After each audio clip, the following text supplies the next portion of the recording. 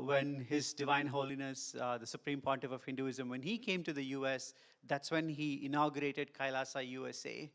And at the time, this temple, of course, did not exist, but then this temple was founded 4 years later.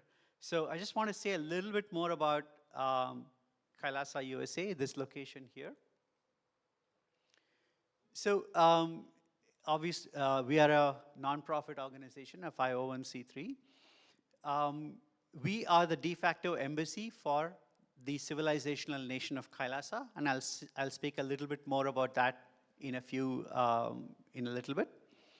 We actually are a organization which works for the society, the community's benefit.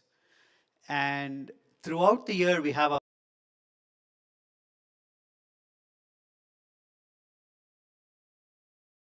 many ways, and you can see some of the statistics that we have here.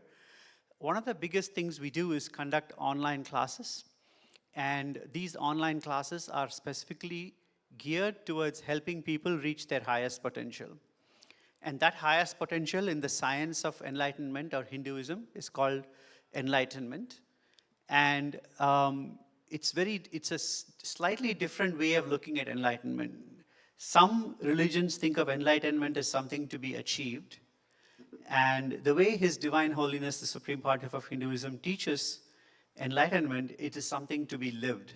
So his seminal book on this topic is called Living Enlightenment, which means the moment you live enlightenment, you are enlightened. And the goal is to help you live enlightenment in every moment of your life. So towards that goal, we conduct classes, especially online classes all through the year. We've conducted hundreds of classes with tens and thousands of participants online. By the way, today's event is also being live casted on the web, and it's reaching millions of viewers all over the world, people who watch Kailasa's events on a daily basis.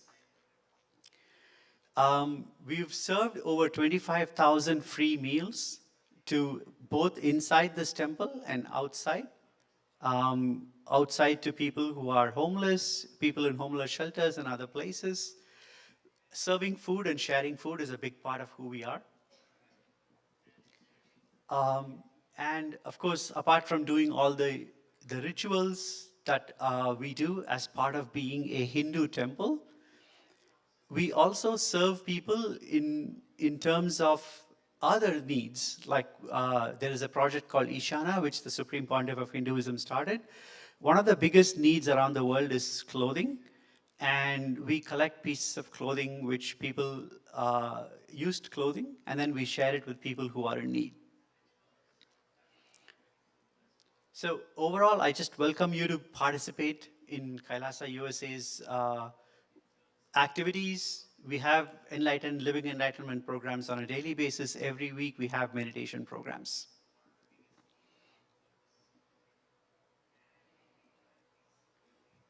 Start moving forward.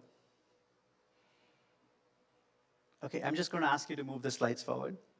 Next slide.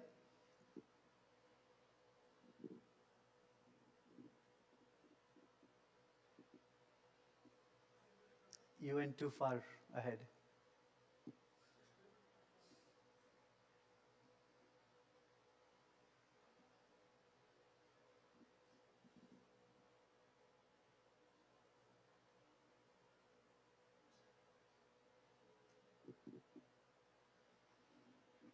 Okay, here, we can start with this one.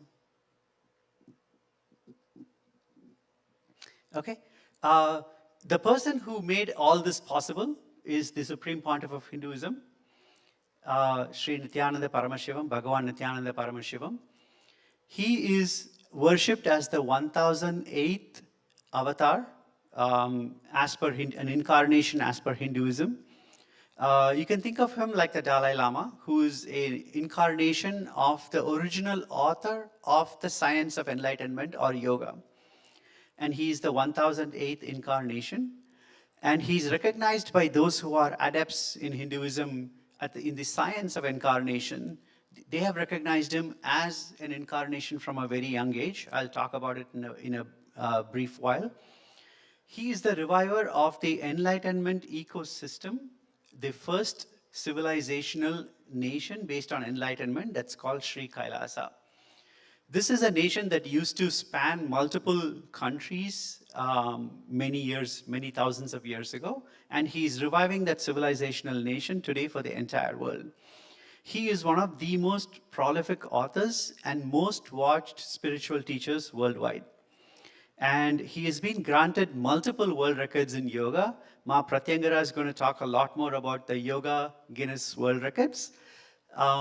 He also has been granted world records, multiple world records by the Asia Book of Records.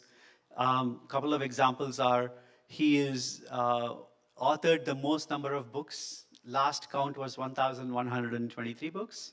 And he is given the most number of hours of public discourse. Currently, that number stands somewhere around 295,000 hours of public discourse in over 7,500 different topics. His videos have been watched online by over a billion people around the world. Next slide, please.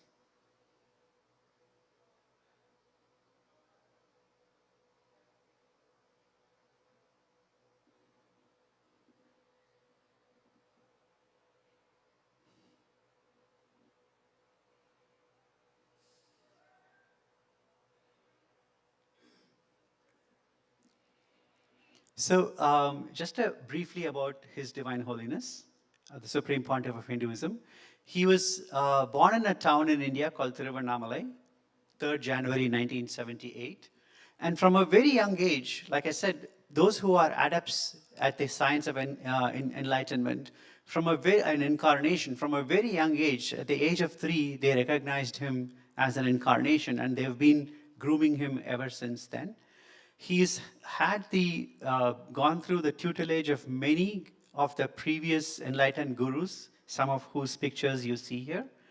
And they have been grooming him towards being a enlightened being himself. And he's, at a very young age, actually he was appointed as the 230th Guru Mahasannidhanam of the Tondai Mandala Adinam. Next slide. From a very young age, he had teachers like Ma Vibhudanandapuri. You would see pictures of her here. And at an age of 10, he had his first enlightenment experience. That picture depicts his first enlightenment experience. We can walk through some of the highlights of his career. Throughout his life, he's been identified and coronated as the heads of various Hindu monastic lineages. So in Hinduism, at least ancient Hinduism, the political and spiritual leaders actually were one and the same. So many of the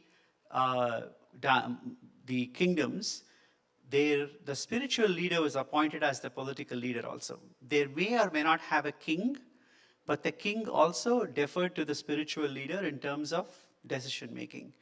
So it's very rare, actually very often you see people in India, spiritual leaders are appointed as spiritual leaders or recognized as spiritual leaders for one monastery / kingdom. Swamiji has been recognized as the head for 7 of them. And over the years, he's been recognized as the head of multiple kingdoms. Some of the special ones are in 2013, he was recognized as the Supreme Pontiff, Jagadguru Mahasannidhanam of the Shamala Pita, Sarvagna Pita, and Madurai Adinam, which was the first Adinam or the first monastery kingdom established by Shiva many thousands of years ago. He was also recognized as the emperor of the Surangi Samrajyam in 2004. And as I told you before, he was appointed as the head of Tondai Mandala Adinam at a very young age. And later, in 2007, he was declared as the Mahamandaleshwar of Mahanirvani Pita. Mahanirvani Pita is the monastic order established by Adi Shankara, who organized all of Hindu monastic lineages into 4 different houses. And you can think of a Mahamandaleshwar as being one of the chief, like the bishop or a cardinal of the Catholic Church. And he was also appointed as the Acharya Mahamandaleshwar in 2013. Acharya Mahamandaleshwar means you are the highest authority of the Atal Akhada. And that's one of the 4 akhadas, the 4 houses of monastic orders that I told you about. And 2014, he was appointed as the head of the Tiruvarur Adinam. And then in 2015, over 1,000 Hindu leaders got together in Bangalore.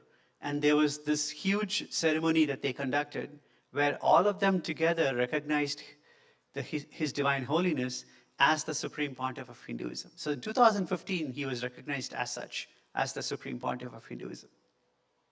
And of course, in 2018 is when he revived Sri Kailasa as the civilizational nation. Starting from a very young age, when 2000, when he realized his life's purpose, he has established multiple monasteries around the world, and he's traveled all over the world. Like I said, in 2002, he established the first monastery in India, and then 2003 is when he actually came to the US and established Kailasa, USA. Next slide, please. And since then, he's traveled all over the world. He's given lectures. He's met leaders everywhere. He's conducted huge events everywhere in the world. And there is a picture you can see in the next slide on mass living enlightenment initiation conventions that he's held. Next slide, please. In 2015 and 16, he held in Kumbh Mela. Kumbh Mela is the largest spiritual gathering in the world, over 100 million people, 130 million as per last count. They come there to celebrate spirituality. And he conducted mass living enlightenment camps in both these places. Every day we had over 100,000 people come to these camps to get initiated. Next slide. And he also conducted Kumbh Mela in the US. And he's the organizer of Kumbh Mela gave Swamiji permission to actually conduct Kumbh Mela in the US. He's the only person who has authority to conduct this outside of India. And these are pictures from that event. Next slide. Swamiji has, his work always is about helping people. And he's launched a 108 Uniting Nations initiative. It's called Sri Kailasa Uniting Nations Initiative. Essentially, these are areas that both overlap with the UN's sustainable goals and some parts which are neglected in some sense. So these 108 initiatives cover a variety of areas. Indigenous science, preserving indigenous science is one of them. Eliminating hunger is another one of them. Preserving ancient science is another one. And helping, protecting people against lawfare. So these initiatives have become very popular. Many countries, many areas have joined in with us in many of these initiatives. I'm going to walk you through a few of them. Next slide.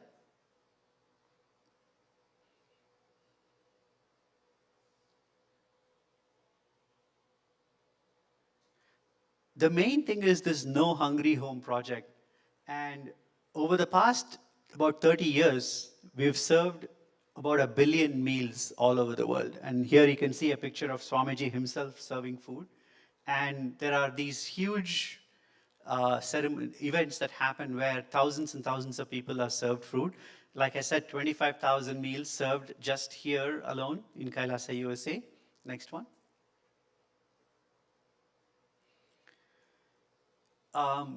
There is a major initiative by Kailasa called the White Om Initiative. The White Om Initiative is actually all about mental health. And this, what we did during pandemic, as you know, COVID affected a lot of people. And especially during COVID, Swamiji opened up all his monasteries for people, families who are suffering from COVID to come and stay there. and giving them free food, free access to internet, free living, as long as they just stay safe and work there. And that's part of the White Om initiative, which talks about mental health all over the world. And we'll talk a little bit more about it later. And it was, along with it, he introduced many different approaches to actually improve mental health and physical health and keep people safe from all these infections. Next slide. He's done a lot for education reform. We're going to talk a little bit more about this later during the panel, so I'm going to skip this now.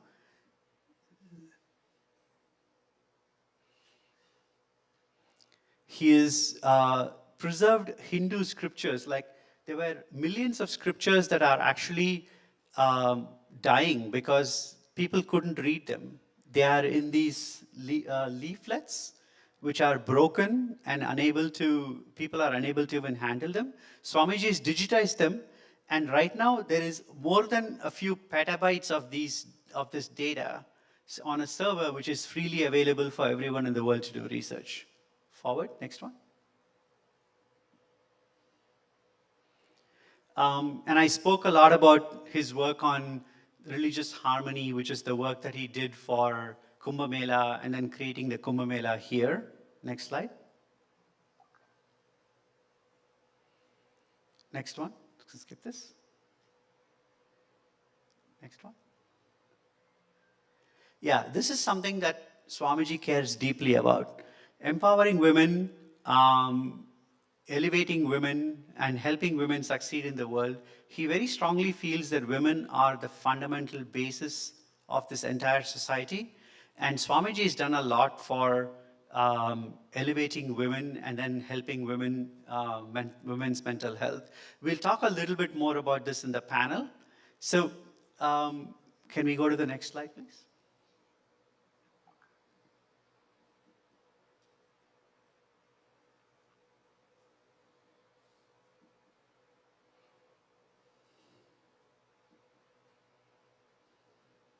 Okay.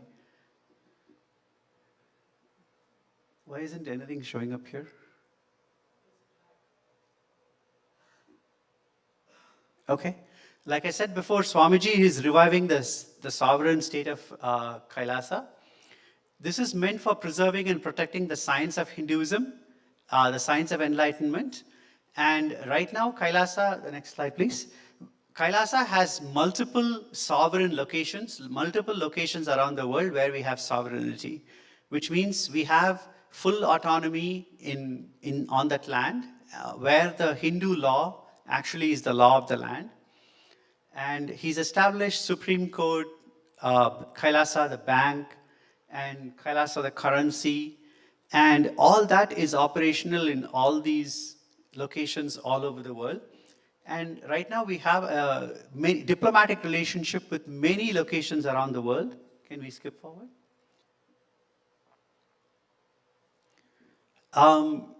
Before I talk about the diplomatic relations we've established, do you know why the pictures are not showing Gauribrata? Can I share from my side?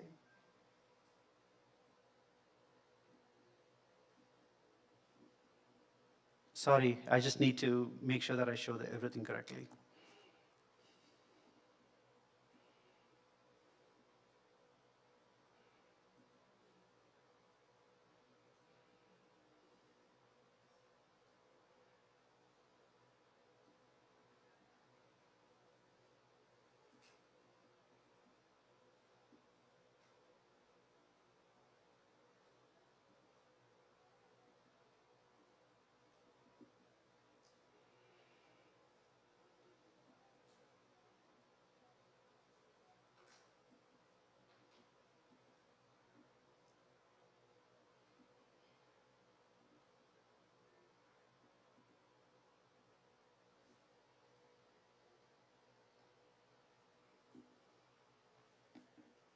Great. We talked about the sovereign state of Sri Kailasa and how Swamiji is established. Essentially, this nation used to cover 56 other nations in the past.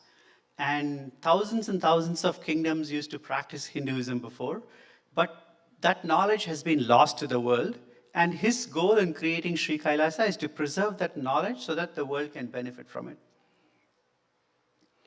I spoke a little bit about the sovereign territory and how he's established banks and currency. So primarily because of Swamiji's support for women and women's rights, he's been persecuted by people who don't believe in women's rights and religion. And so over a period of time, he's faced many assassination attempts. The community has faced a lot of attacks.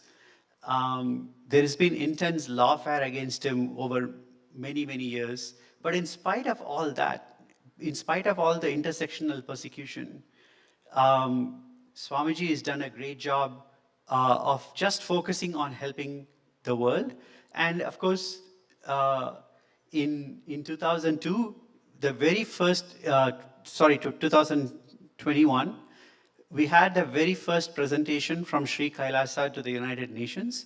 Since then, the UN has accepted multiple reports from Sri Kailasa on persecution of women, violence against women, against, reports on mental health. So many of Sri Kailasa's reports have actually been published on the UN website.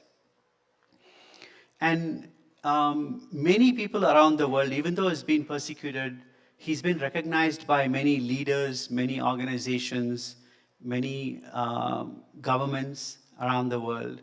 And we've had proclamations and certificates across the world celebrating Swamiji. And these are just the countries and states and cities that are celebrating his birthday, January 3rd. And they've declared that as Kailasa's Nityananda Day.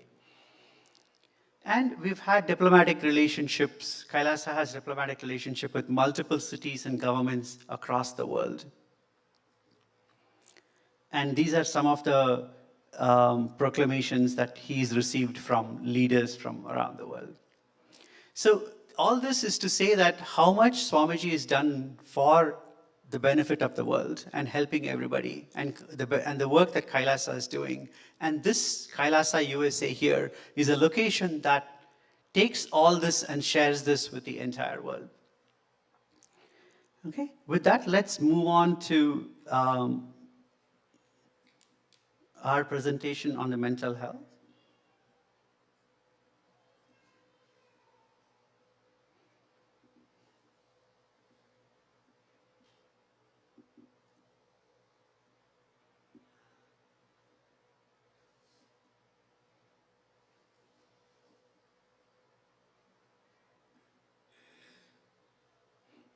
Great.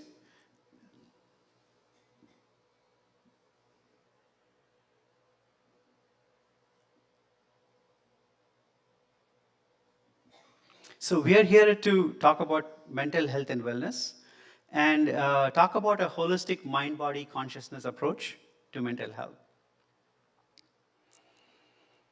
This is our agenda for the day, and this display is catching up slowly.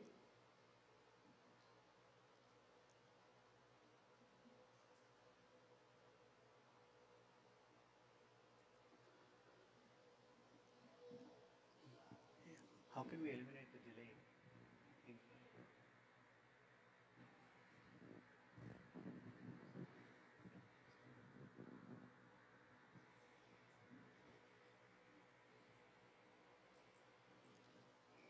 So briefly, we'll talk about some introduction to mental health, followed by a presentation by Dr. Peter Bloomfield. He's going to present work done by Nityananda Hindu University on mind-body consciousness approaches to mental health. It's a fascinating presentation. I look forward to that. We also want to interspread some of the knowledge that we're going to share with experiences that Swamiji has given us. So we'll start with an experience of unclutching meditation. After that, we'll have an exciting panel discussion on mental health for women, children, and youth. And we have distinguished guests among us today who are going to participate in the panel. We'll look forward to talking with all of them. And then Ma Pratyangara is going to present about yoga, Hindu lifestyle, and mental health. And we will end the whole session with some understanding of the science of completion, which has been shared by the Supreme Pontiff of Hinduism. I already shared about the Supreme Pontiff of Hinduism with you, so I'm going to move on to mental health challenges. The display is catching up, so I'm going to move forward. Mental health is really the greatest challenge of our times. First, we should start about what is the definition of mental health, right? Mental health is the ability for everybody to cope with life's daily challenges. That's number one. As life changes, things happen every day, you want to cope with it. Second, be able to have normal relationship with people. To be able to learn and work well, you want to be effective at work. And finally, this is something that people don't normally talk about when it comes to mental health, which is realizing your full potential. And that is what Swamiji focuses on. We know that mental health is an unprecedented challenge. Close to 1 billion people today are experiencing some form of mental health, and this is, the official statistic was before COVID happened. And since then, we believe that the number is about 25 to 30% higher. According to the UN Mental Health Report, half of everybody will experience some mental health issue at some point in their lives. And this is a really difficult statistic for us to face. And clearly, mental health is not is something that we have to prepare for, even if we don't think we have that problem right now. And obviously, it affects people in a very asymmetric way. And people who are in poverty are about 2.5 times more likely to be affected compared to the rest. Let's kind of contrast the conventional approaches of mental health and see how we can support. The conventional approaches of mental health tend to think about mental health as a treatment after the fact, right? Which is super expensive. That's one of the reasons why it is so expensive in the world to treat mental health. Also, it focuses on handling emotional problems, psychological problems, which is more about controlling thoughts, and more about socially managing the whole event, the whole thing. How to manage your job while you have a mental health problem, how do you manage a relationship. But really, the holistic approach to mental health, with the Supreme Pontiff of Hinduism talks about, is more about enhancing and preventing mental health rather than treating it after the fact. And treat the source of emotion, which is the mind-body consciousness system, as opposed to treating it as simply an emotional or a mental problem. And going beyond that, he also talks about working with beliefs, transforming the life negative cognitions in life into positive cognitions, and transforming the belief which makes people, makes mental health much better. And at the highest level, mental health is a spiritual problem. If we can address it as a spiritual problem and take people to their peak potential, then we actually do quite a bit. Like I said, the display is catching up. Hopefully it gets caught up soon. I'll define some terms that His Divine Holiness has talked about over the years.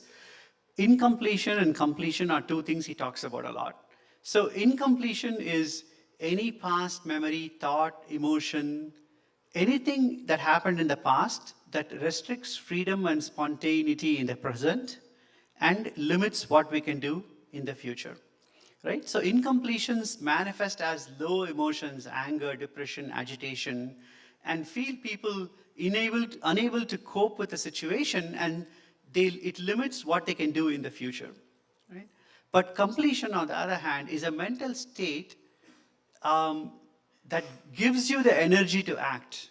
It empowers you in the present moment so you can reach your full potential in the future. I want to say a little differently. I think I made a mistake while writing things down. It's not just a mental state. Completion is not a mental state. Completion is a state of being which involves connecting your mind and body with a consciousness. And in that state, you go beyond the mind. Let me say a little bit about powerful cognition. Everybody has some idea about who they are. And those are cognitions you carry about yourself and the world. Powerful cognitions are deep insight about yourself and the world that help unlock your true potential by breaking free from limiting patterns.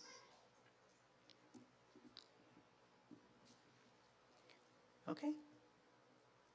So let me say a little bit more about powerful cognition. It goes beyond positive thinking to altering our beliefs about who we are and who the world is. Right? We always grow up with some limited view about ourselves. For example, if you have self-doubt, if someone has some doubt whether, like, take a simple thing like being able to swim. If you doubt yourself and you think, oh my God, I don't think I can swim, or more often people doubt their own mathematical abilities. I don't think I can do this math problem. Part of the problem is when you doubt yourself, you stop yourself from trying, and stopping yourself from trying reinforces that self-doubt over again. So it's a vicious cycle. So everything starts with the right cognition about yourself and the world. And as Swamiji is demonstrated by manifesting Shaktis, like we are capable of extraordinary achievements. And he has demonstrated that human beings can manifest about 450 different powers. That's directly from the scriptures. And that shows that we are capable of something far more than what we think we can do. And some of those powers are ability to read blindfolded, ability to see things far away, ability to read somebody's body and see whether they are healthy or not. Here is one example of a cognition that can transform you, right? Swamiji said, we are not human beings striving for a divine experience. We are spiritual beings enjoying a human experience. Just this one cognition can shift how we think about ourselves. If you think about yourself as a human being with irregular problems, you will definitely face the problems. If you argue for your limitations, yeah, sure enough, they would be there. But if you argue for beyond the limitations, we actually go beyond those limitations. With that, I invite Dr. Peter Bloomfield to give a talk about Kailasa's Nityananda Hindu University's work on mental health. Quick check. So, are you going to present for him, or does he have to use this laptop? I need.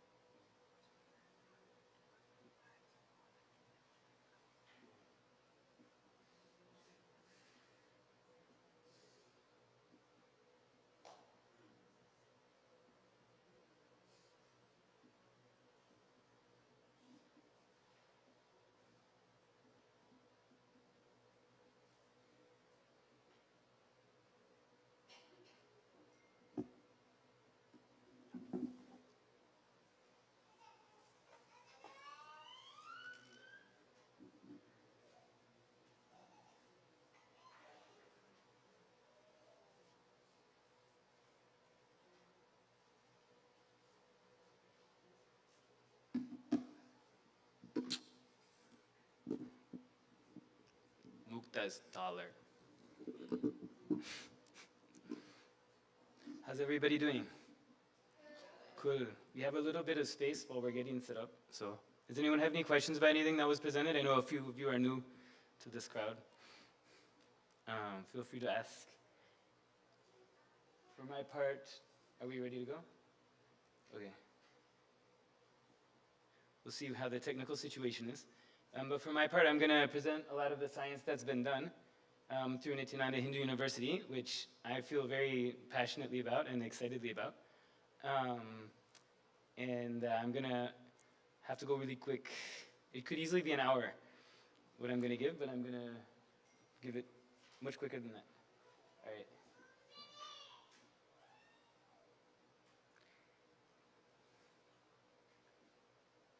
in classic Kailasa technique. This is my first time seeing how I'm going to change the slides. Oh, great. The lag is very little. Okay, good. So mental health and wellness, a holistic mind-body consciousness approach.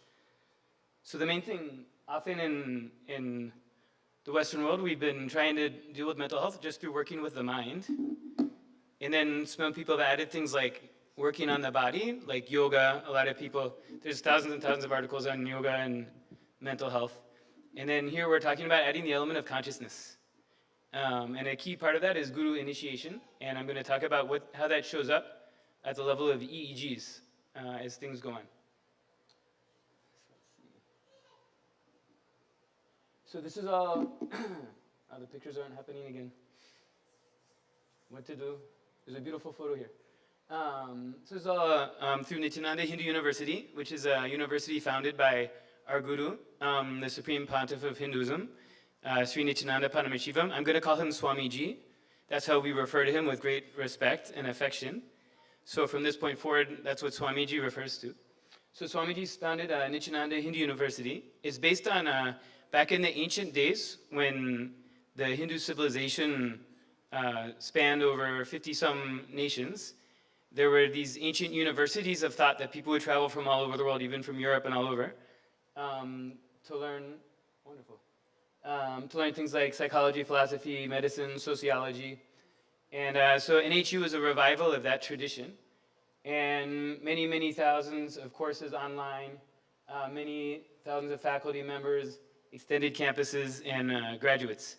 So this is coming out of the research department from NHU that's been active in various forms, probably over 20 years. So I'm going to, again, try to go very quickly.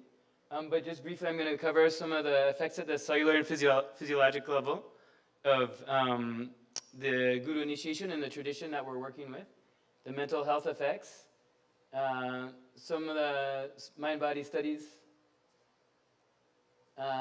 Basically, this is going into the gamma waves, showing enhanced mental health. We all know there's low levels of mental health, depression, anxiety, there's conditions like bipolar, schizophrenia, and all that, and then there's positive mental health, and then there's levels of enhanced mental health above that, of intense bliss and intense possibility. So we're going to touch on what that looks like at the level of the EEG. EEG is an electroencephalogram that measures brainwave activity.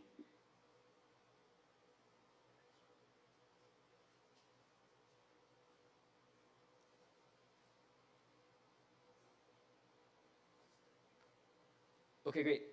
Cellular effects of mind-body intervention. So just briefly, there's a program called Inner Awakening that our Swamiji used to host, in-person 21 days program. And this was done in 2012 or so. They would draw blood before and after and measure gene expression. So gene expression has to do with what parts of our DNA are activated or turned on or turned off, everything like that. And what they found is that there was something on the order of 270 different pathways that were altered, and pro-inflammatory pathways that cause inflammation of the body were way down-regulated on the order of 2 to 7-fold. Means like 1/2 to 1/7 as much of those proteins would get made. And then the pathways associated with anti-inflammation were upregulated in the same degree. And then specifically ones associated with stem cells and anti-aging were also upregulated. Stem cells are going to be used for cellular repair. Anti-aging is to prevent aging, right? Maintain our eternal youth. So there was a follow-up study following those profound findings where they looked specifically at telomerase activity. You guys may know telomeres. You may have heard of it. It's been big in the media for the last 15, 20 years. They maintain cells young at the cellular level. It's in the DNA. That maintain long telomeres at the DNA so a cell can stay active.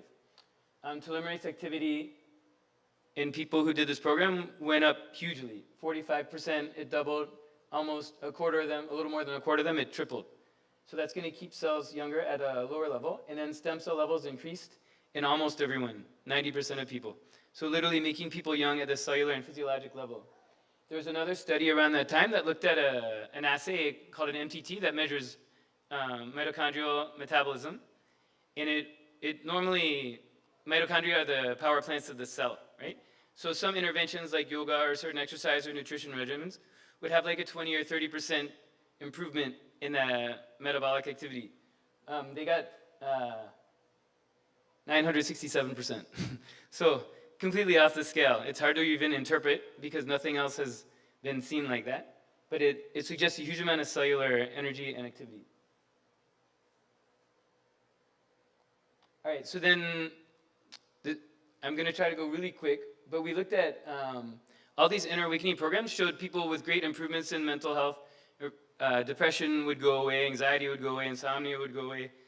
But they weren't, they were done by people answering a questionnaire, yes or no. So we decided to study it rigorously using scales that are used in the psychology industry to see what is the effect on depression, anxiety, stress. That's the DAS scale. WHO-5 scale goes to well-being. SF36 is a number of markers of health, 36 numbers. And then the MAS scale, MAAS, it refers to the level of mindfulness. You know, mindfulness is a term that's been big recently about being present, being in the moment, right? So this was measuring mindfulness. So all this, we wanted to study it in a scientifically rigorous way. We did this just a couple of years ago. Key thing, this was not an in-person program. This is an online program. Because our Swamiji is able to transmit the experience of initiation and a lot of these benefits online without being in the physical room. So this was done online with people who had participated in the program. And we analyzed it both paired and unpaired. It means paired is a specific person before and after, and unpaired was the whole group before and after. And again, I'm going to go real quick, but you can see on the left the level of depression, anxiety, stress all together. All those lines are going down in both the paired and the unpaired approach. Depression going way down. So for the depression scale, a score above 10 on that means you're depressed, according to this scale. The US average is 5.7. So participants in the program before it was 5. At the end it was 2. And basically similar in the paired and unpaired. Means they were so far from depression at the end. At the beginning they were kind of like average. By the end they were extremely far away and remarkable improvements in the scale.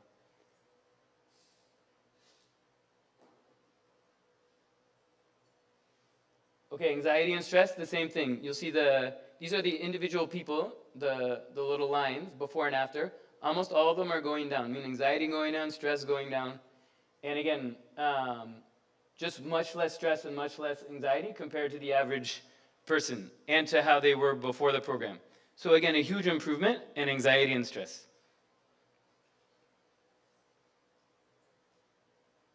Then the WHO-5 well-being index. This measures, how good you're feeling about yourself and life and everything, right? You know what the sense of well-being is. And in this, you want the number to go up, right? So here you can see the graph on the left. The numbers are all of them are going up. Average around the world is going to be like in the 50s. Under 50 correlates with depression. It doesn't mean depression because it's a different scale, but it's going to correlate. Our participants before averaged around 58. Before, at the end, 83. And again, from 60 to 80. So huge, huge surge in well-being through people who participated in this program. So what does that mean? All these cellular changes, right?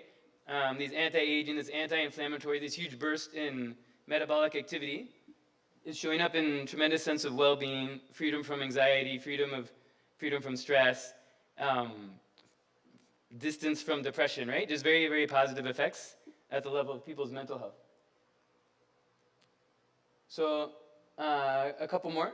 This was this SF36 that measured physical health and mental health with great complexity. Again, a higher number is better. You can see all the numbers are going up. The total number, the social functioning. If I had more time, I'd go into detail. And then last one is mindfulness. So this was interesting. An undergrad, this goes from 1 to 6, is your level of mindfulness according to this scale. The average undergrad is 3.85. This was maybe before TikTok, right? So maybe it's even lower now. And Zen meditator is 4.38. So our participants before were 4.3. Maybe a lot of them are already yogis. Some are doing some yoga. But at the end it was 4.8, and the other unpaired went from 4.25 to 4.6. So again, a huge elevation in the level of mindfulness, and much, much improved compared to the average high-functioning undergraduate population. So again, it was really powerful findings. All of these are being prepared for publication. For all that we're doing, we want to be published in the mainstream. Some of the things I presented before have already been published in the peer-reviewed literature. A lot of it's been published through the NHU literature. But we want to be published both in the mainstream scientific and then going on the mainstream directly to the people, because that's kind of the age we're living in. Okay, so now the question becomes, how are these things possible? You may not have a context, but people who do have a context would say these are really remarkable findings. So how is this happening? So I'm going to point to some research. This was our Swamiji back in the day in 2004. You can see him here, beautifully in orange, which is my new favorite color. So this is some studies that were done with him in the Jim Thorpe Rehab Center in Oklahoma. And here they did a PET scan, which is measuring metabolic activity, and it showed he could change the level of activity in his frontal lobe at will, well beyond a normal human. Really interesting. You guys have probably all heard of the third eye. I know some of you guys that are visiting, you've probably heard of the third eye at some point. The third eye is an intra-organ. That's a real organ. It's connected with a chakra called the Anya chakra. When he would activate his third eye, the PET scan would show that area in his brain lighting up. Right? So it provides a physiological validation of the spiritual truth that's been talked about for millennia. And then when they did a QEEG, which is an EEG analysis, which studies brainwave activity, they found basically he can just shift his brainwaves at will, which is extremely unheard of, you could say, for anyone else. This is the part that gets me really excited. There's a Dr. William Collins in St. Louis, who's a neurofeedback specialist, a psychologist, and he did an EEG of Swamiji at rest, and he said that there was basically no activity, which if we all sit for a second, most of us, if we sit for 5 seconds, there will be thoughts going, right? There's all this chatter going. When he's sitting there, it's just silent. On the electrical level, completely silent. And he said, "There's no such thing as a normal state for you," is a quote from the researcher. And then when he went into meditation, he went into gamma waves, which I'm going to talk about in a second in more detail. But gamma waves are high-frequency brain waves that have been connected with wellness, have been connected with enthusiasm, creativity, surges in intelligence and energy. The aha moment, right?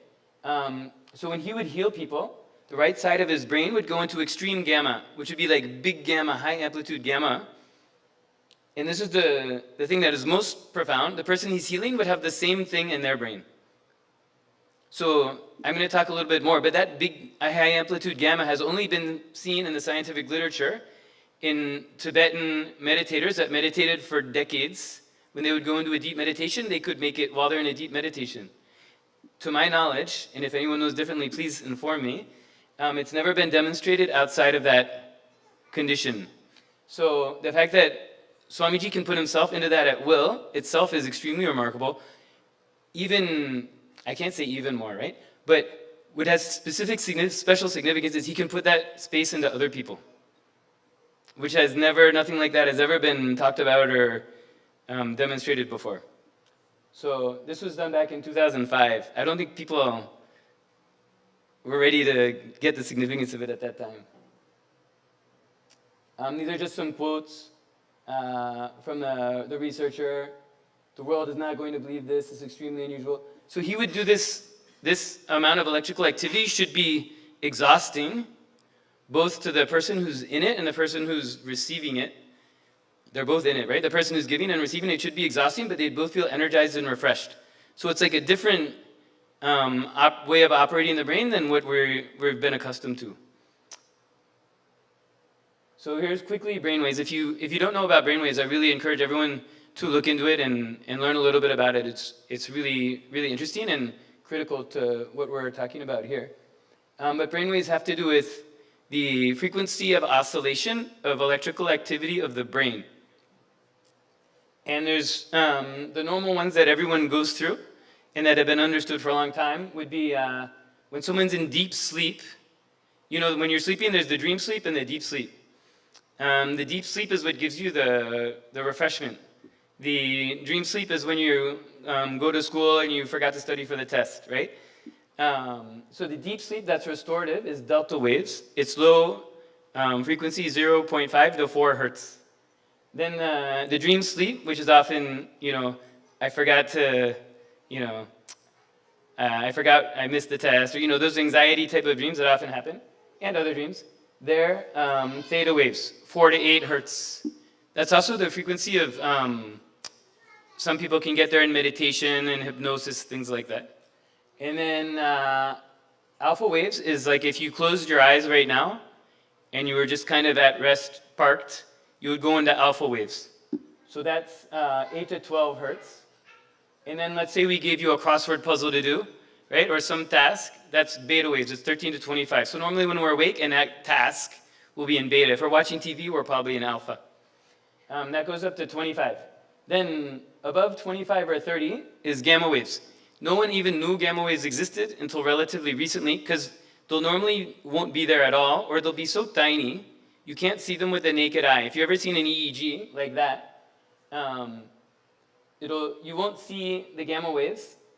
They're not even on the left. I don't even have a picture of them because they weren't seen big like that. You had to use a computer analysis to find them. Tiny little upstrokes and downstrokes in the curve. So they were only discovered recently.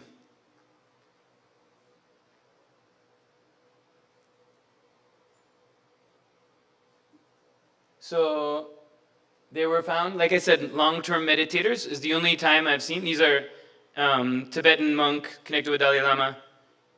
When they would go into deep meditation, these would be people who meditated like 4 hours a day for 20 years kind of thing, like very intense meditators. They could go into high amplitude gamma waves when they were in a space of really deep oneness. Very, very deep oneness, compassion, love for the world, they would go into that space. And then other than that, it's been seen sometimes, like I was saying, the light bulb moment, when you have that, or when you're having a moment of enhanced creativity. You can imagine the artist, right, when they have the muse hit, and then the production comes out. One thing that is really important, Alzheimer's dementia is about 2/3 of dementia. People with Alzheimer's, they don't have gamma activity. People with gamma activity, they don't develop Alzheimer's. So there's actually, at the cellular level, they took mice that are bred to develop Alzheimer's, and there's certain plaques and tangles at the cellular level that people get when they have Alzheimer's. So these mice were created to get that. And then they put them in a little cage and flashed lights and sounds in the range of gamma wave, like 30 to 75 hertz. And what they found in these mice when they sacrificed them and they looked in the brain, the parts of their brain that receive sound and light input, the plaques and tangles of Alzheimer's were broken up. So it would reverse the Alzheimer's in that part of the brain of the mouse that was put into that frequency through sound and light from outside. So they're actually making machines right now to try and replicate that in humans with Alzheimer's. And they expose them to lights and sound at that range. And they found some preliminary positive findings, preliminary reduction in their dementia symptoms. It's still in research. What they found is when they stop using it, then it goes away. So, what happened to my thing? So anyway, it's very encouraging that if we can put people in gamma at the population level, then it could have a huge impact on the level of dementia. Alzheimer's dementia could possibly be greatly reduced. Okay. Oh, what happened? Okay. So, with Swamiji and his disciples, this is actually a raw EEG footage of one of Swamiji's disciples going into gamma. You can see, you don't need a computer analysis to see between each of these 1 second, it's going up and down over 60 times. And you can see in the whole brain it's doing it. This was done, we actually did it, did studies in this temple itself. This was actually done in the room next door. And so this disciple is an advanced disciple of Swamiji, can go into this at will. Her whole brain for as long as she wants. And she can do it while she's active, walking, talking, things like that, which didn't happen with the meditators, which is completely unique. And she goes into it by connecting with Swamiji. Also, Mukta had referenced things like blindfold reading or looking into someone's body and seeing what's going on. These things are called Shaktis per the Hindu tradition. I've done personally EEGs on probably 7 different very strong disciples of Swamiji, and they go into varying levels of this when they're doing it. So it becomes the possibility in them at this big gamma level. You can actually watch and you can cognize and theorize and develop, and we're going to be studying this going forward. A normal person, a normal brain that's living largely, and don't anyone take this personally, but most people are living largely an unconscious life. Means they're driven by these unconscious impulses and urges and desires and emotions and all of that, right? And then through this initiation and this lifestyle that we're going to talk about, then you can add consciousness into their life. And so that'll be, you should have some background gamma with that, right? And then people start to come out of their patterns and come out of what they're habituated to and what they were born and bred into. And then for some people who do the next level of the lifestyle and dedicate themselves to this possibility, then you can go into the superconscious state.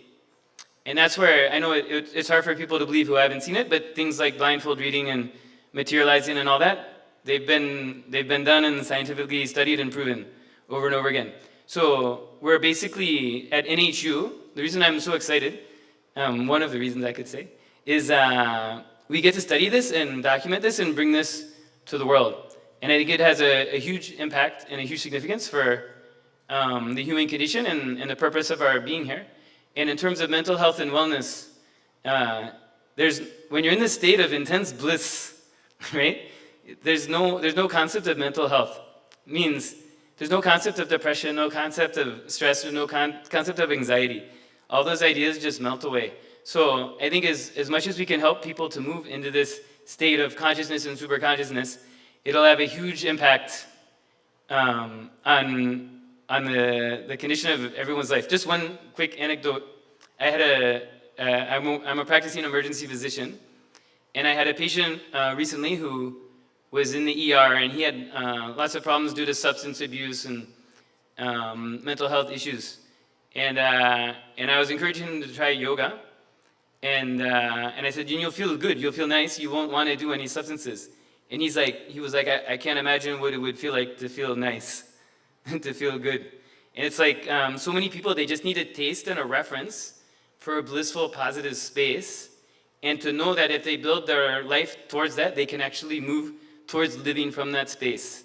And if we as humans, as people, come to live from that space, so many of the things that we consider as problems now will be melted away. So I'm gonna have one more slide.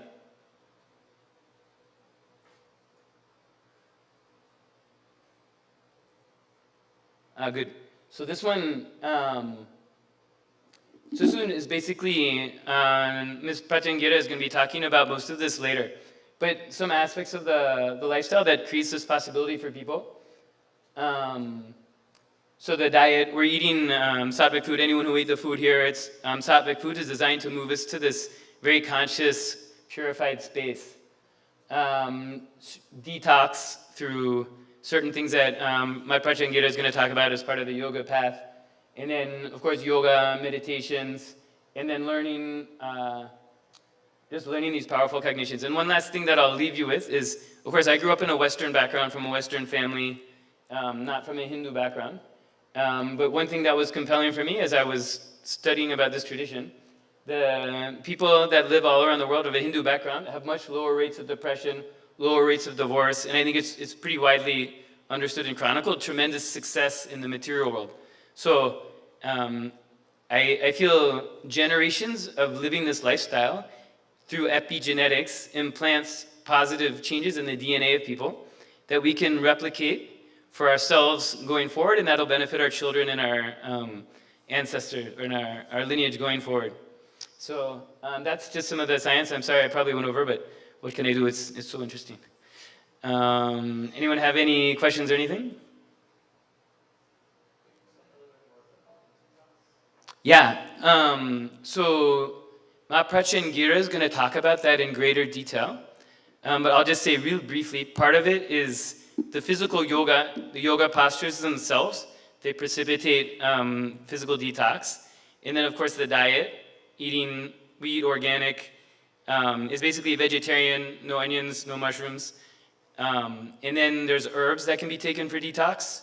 And then there's something called the panchakriyas, where are certain purification techniques we do every day that Mahaprachan Gira will be describing in greater detail.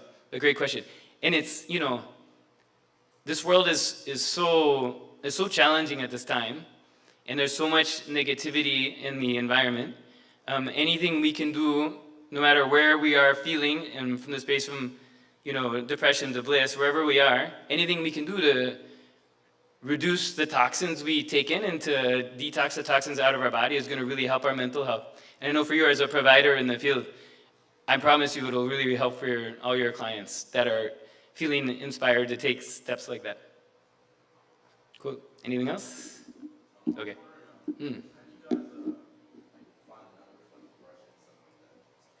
Oh, where the numbers from? So our numbers were from our research study. The background numbers were from published data.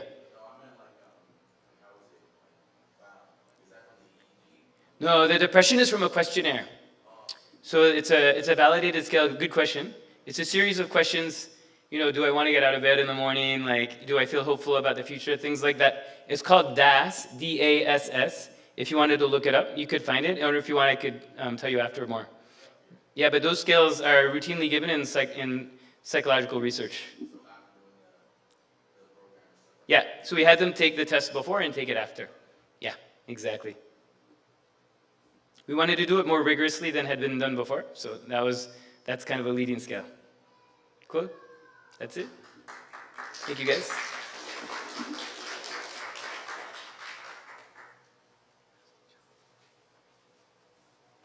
Yeah, thank you, Dr. Peter Bloomfield, for giving us a whirlwind view.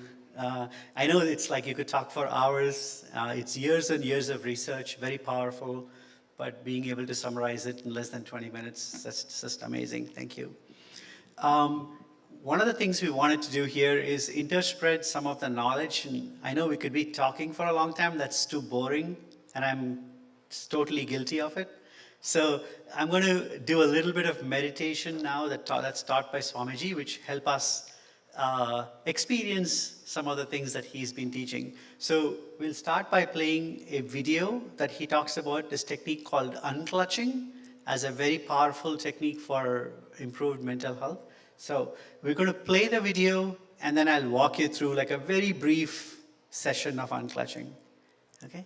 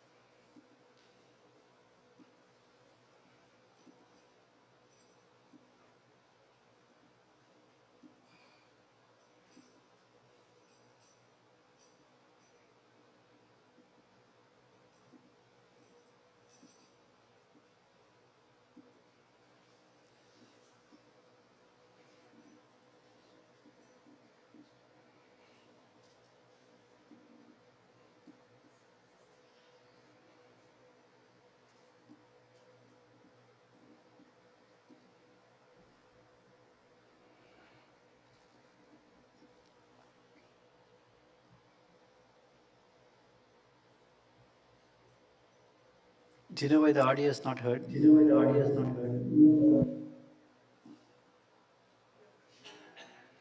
I did share.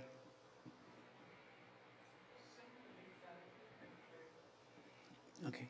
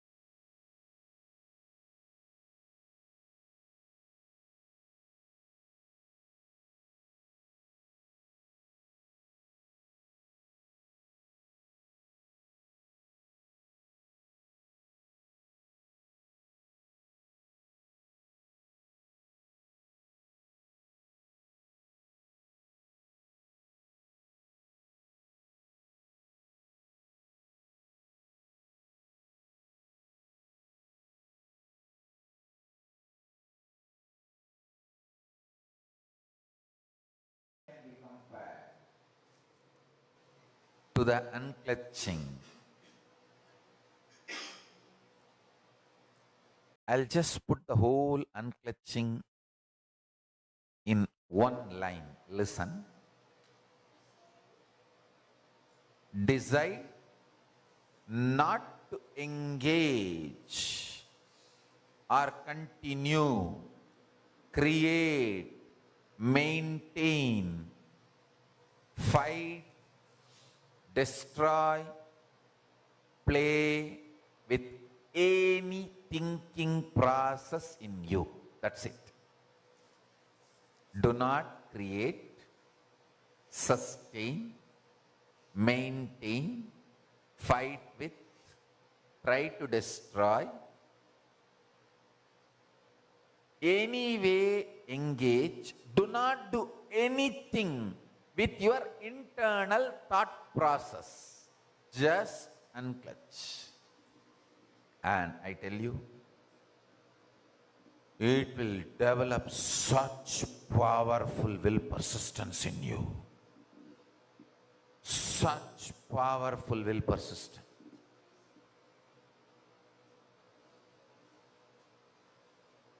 Extremely powerful will persist in you. Nothing can be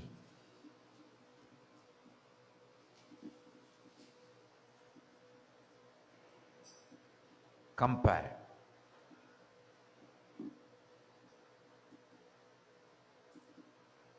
to the unclutching process. In the initial level, you may be a little deluded here, there. In few seconds, you will see you are not thinking process.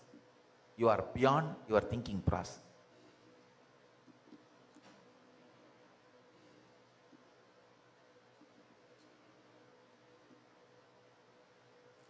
You will sit with yourself in a very matured way, highly matured way.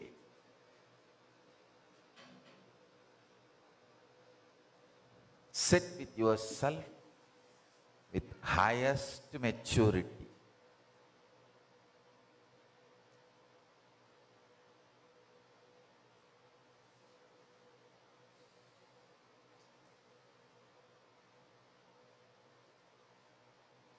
That is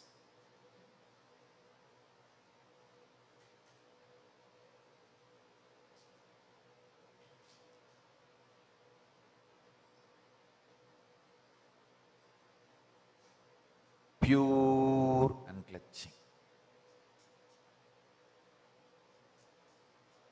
Pure unclutching. Sit straight. Close your eyes and clutch.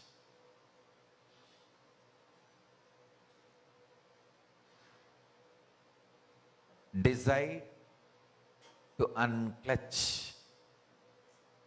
Disengage, unclutch from all thought process.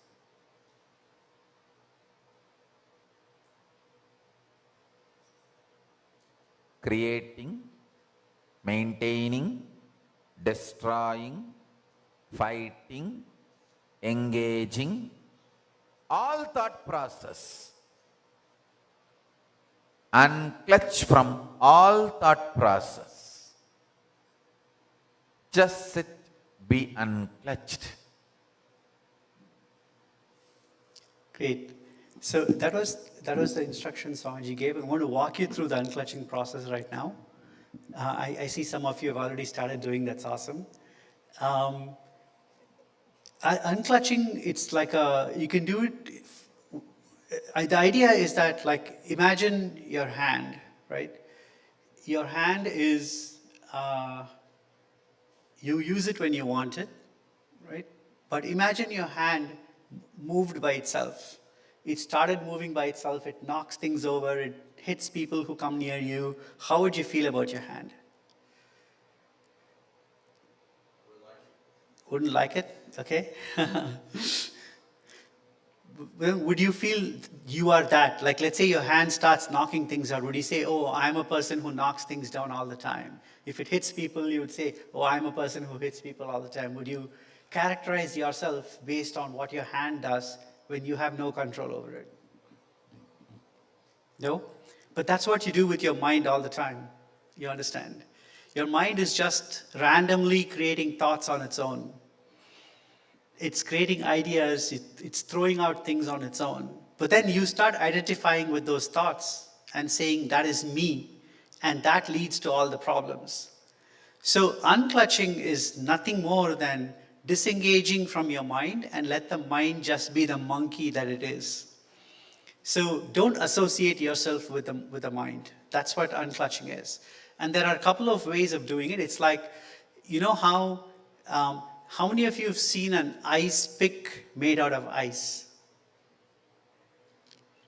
So there is an ice pick that's like made out of ice, and you can actually break ice with it because it's so sharp. So the technique of unclutching is like that. It's using the mind to quieten the mind, right? So when the mind, close your eyes and look at your mind. When the thought comes up, you can disengage from the thought.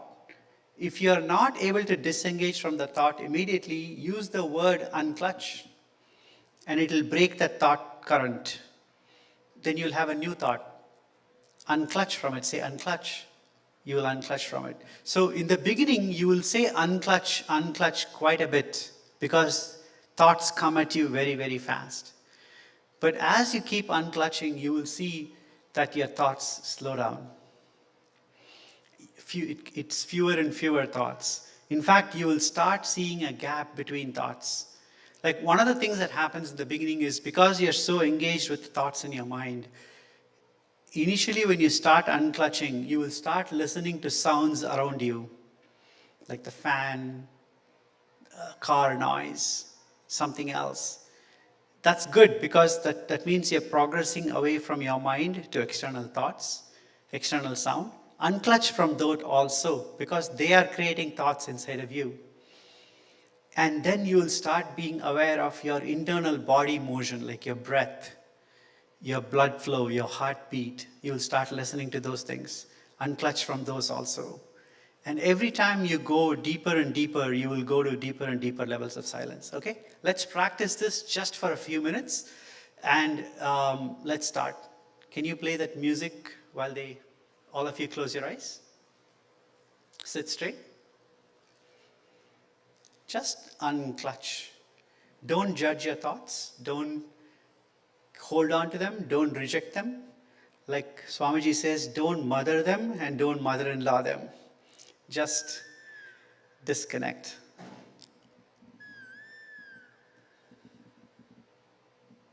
Unclutch.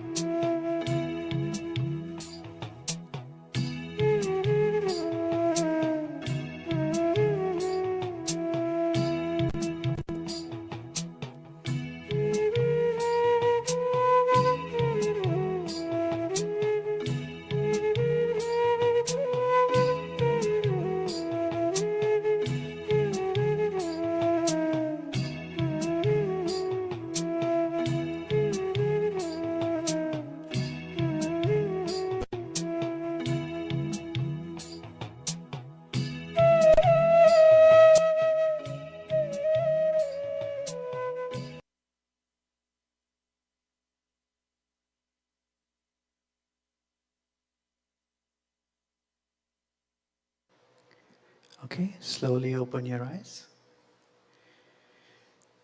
Yeah, I wish I could give you more time to experience all of unclutching, but this is just a taste.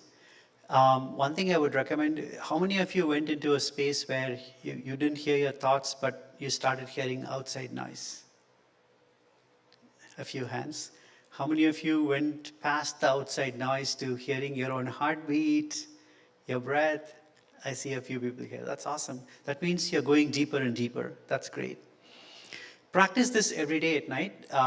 Unclutching is great to practice just before you go to sleep. If you hold on to all the troubles of the day at night, it rushes into your head.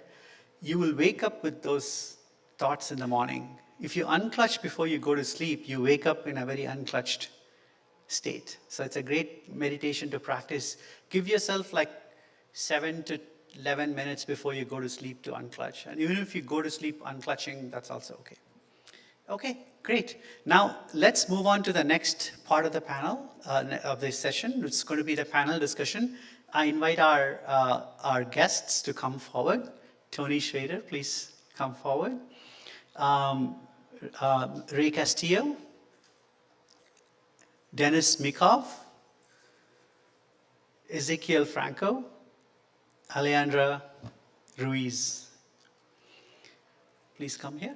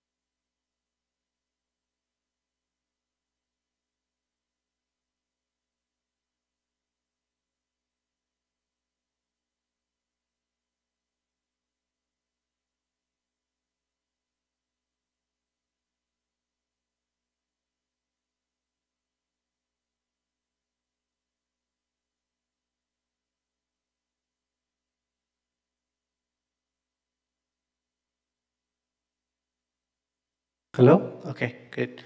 I just wanted to briefly introduce all our panelists today, but I'm going to say a few words about them and ask them to introduce themselves. The first person on our panel is Mr. Ray Castillo, who is a psychiatric nurse practitioner working with Dr. Anthony Benigno at the AB Psych Consulting in Fontana. He's sitting right there. He works with medications, meditations, and then TMS, which is transcranial magnetic stimulation for depression. Welcome, Mr. Castillo. Thank you for coming here. After that, we have Dennis Mikau, who's a psychologist, and he's from the Plekhanov University of Economics with a bachelor's degree in small business management.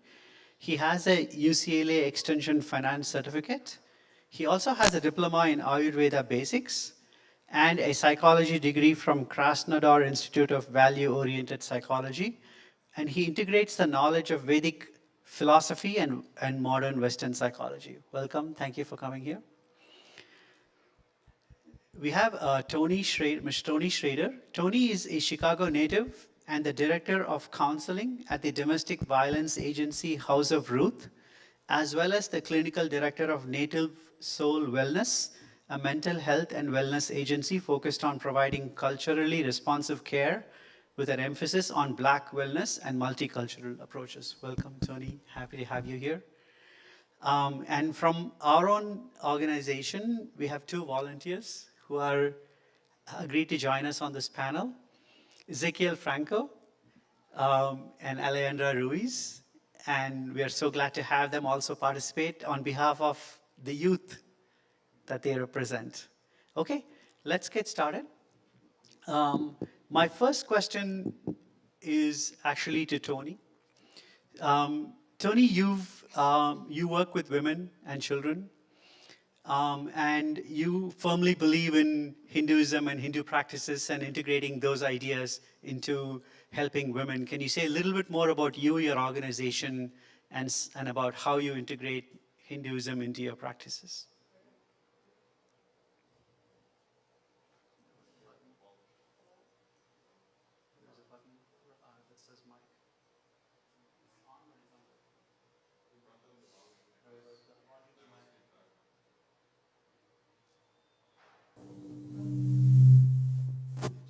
Hello?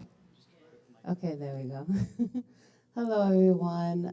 First of all, I just want to say I'm so honored to be here. I definitely appreciate those in the space that have introduced me to Hinduism, Ale, and I call him Easy, Ezekiel, who've been so welcoming, and to my son who's here as well. I'm just grateful to be here. I actually have the privilege of serving as the Director of Counseling at House of Ruth. So I oversee the mental health services that are provided within the organization. And so we actually help all gender identities. We do mainly see women that come in for services. And so, yeah, we do all kind of great services. Ale actually worked with me there, and we were such a great team. And her focus was primarily on serving these seniors that were experiencing domestic violence. And our general program really looks at all things related to mental health. And so children that have been impacted by violence and adults of all ages. And so, yeah, it's a great program. We provide counseling, case management, and so many things. I could go on and on, but I want to focus on the question. And for me, my spirituality is just so important to me in living life consistently. And so the way that I show up here is the way that I show up at home, and in every space that I am, bringing that light and that love that is so important and central to what I believe about Hinduism. And so you carry those principles through in your practice in just naturally organic ways, and you hold space for folks to talk about the way that spirituality is meaningful for them. And that's just so central to my practice. And yeah, so I'll stop there. Awesome. Awesome. Thanks. Thank you for sharing that. How does spirituality augment regular practices? Like, what is different from the spiritual practices that are different from the conventional or traditional practices, and how do you combine the two? I think a lot of just traditional practices are focused on the individual. There's not a lot of space for faith because it is so kind of trying to fit one size fits all. And so branching out into spirituality helps people to connect their mind to the mind, body, spirit, mind, body consciousness that we speak of. And you cannot separate those factors. And so that's where you really, really incorporate the Hinduism principles into it, which is different from traditional practices. Yeah. That's so exciting. I want to now ask similar question to Dennis. You incorporate, you've studied Ayurveda and other sciences, and you incorporate Eastern science into psychology. Where do you see them being different? And why would, like, from your understanding of what Western psychology is, where can it incorporate more Eastern thinking into the practices, and how do you do it? And if you could start with saying a little bit more about your practice and where you come from, that would be great.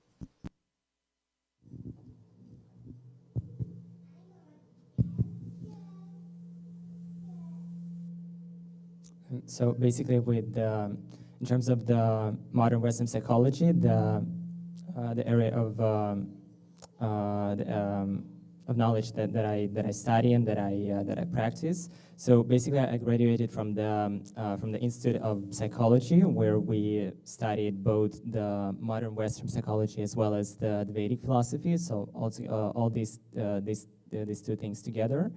And I would say that in terms of the way how modern Western psychology is shaped now, it's mostly, I would say, the worldview there. The worldview there is mostly about materialism. So considering oneself as a body.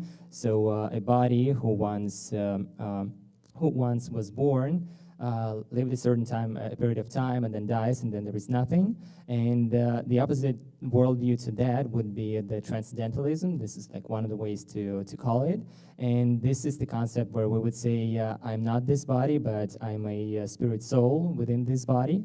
And as it was mentioned earlier in the presentation, that we are spiritual beings who have this human experience. And in terms of the model that differs the most in the modern Western psychology and in the Vedic understanding of psychology is that in the mostly materialistic Western psychology, we would see that it mostly studies the physical body as well as the subtle body, which could be also called the psyche. And based on the different concepts in the psychological science, we would see that the psyche would consist either of the conscious and an unconscious, or ID, ego, and superego. In the, let's say, in the cognitive behavioral therapy, that'll be a little bit different. And in terms of the Vedic philosophy, where we would also see many aspects of the of psychology and the mental wellness, we would also see that there is the trinity of the living entity, in terms of there is the soul, the spiritual at the core of the identity, which consists of the Sat, Chit, and Ananda, which could be translated as eternity, knowledge, and bliss, who, apart from that, has the subtle body and the physical body as well. So I would call it this way. The question I have is, how can you teach someone who's coming to you for psychological help? They may or may not be interested in this idea of spirituality and Satchitananda and things like that. How do you incorporate ideas from there into helping them when it comes to psychological help? Yeah, please go ahead. So if we consider the humanistic psychology, this is the area where I specialize in, and I would say at the Institute of Psychology where I studied, we studied the method that is based on both the schools of the modern Western psychology as well as some concept from the Vedic philosophy. So it's called the value-oriented psychology approach, and it takes into consideration that there is the soul at the core of the identity, that there is the supreme, that you focus on him when you during the session, and basically it works both for those who are devoted to God and for those who are atheists as well. And the main thing about it is that when a person comes into contact within himself and focuses on the supreme, he basically discovers the answers to his questions by himself during the session. And whenever he finds out these questions from within, this is basically the way how he not only solves the problem with which he came to the session, but also the problems in a similar, in some other areas as well, of life as well. And within this approach, they would take, let's say, from 2 to 3 sessions, comparing to psychoanalysis, which would take 2 to 5 sessions a week and would take like several years to solve some more minor problems. So this is, I would say, the main difference. Awesome, thanks. I want to invite Ray Castillo to say a little bit more about your work, your institution, organization, and what do you work on? First, thank you so much for the warm welcome. So I'm Ray Castillo. I'm a psychiatric nurse practitioner and first, I want to explain what my role. So there are psychiatrists that help to diagnose and treat and prescribe medication, and psychiatric nurse practitioners that also do the same thing under the collaboration and supervision of a psychiatrist. I work at AB Psych Consulting, an outpatient psychiatric clinic, and we also work with psychologists as well, hand in hand. Our psychologists help to diagnose developmental conditions such as ADHD, autism, learning disorders, so that's very important to get a diagnosis and treatment so they can get support from their schools and also get ABA therapy as well. My role is more so of the symptoms of these mental health conditions, such as with autism, there can be some difficulties with irritability. If there are things that change in their routine, there are some medications that can help at least help ease that transition. There are also clients that I see that have symptoms of depression, anxiety, mood disorders, psychosis. And that's basically what I Yeah.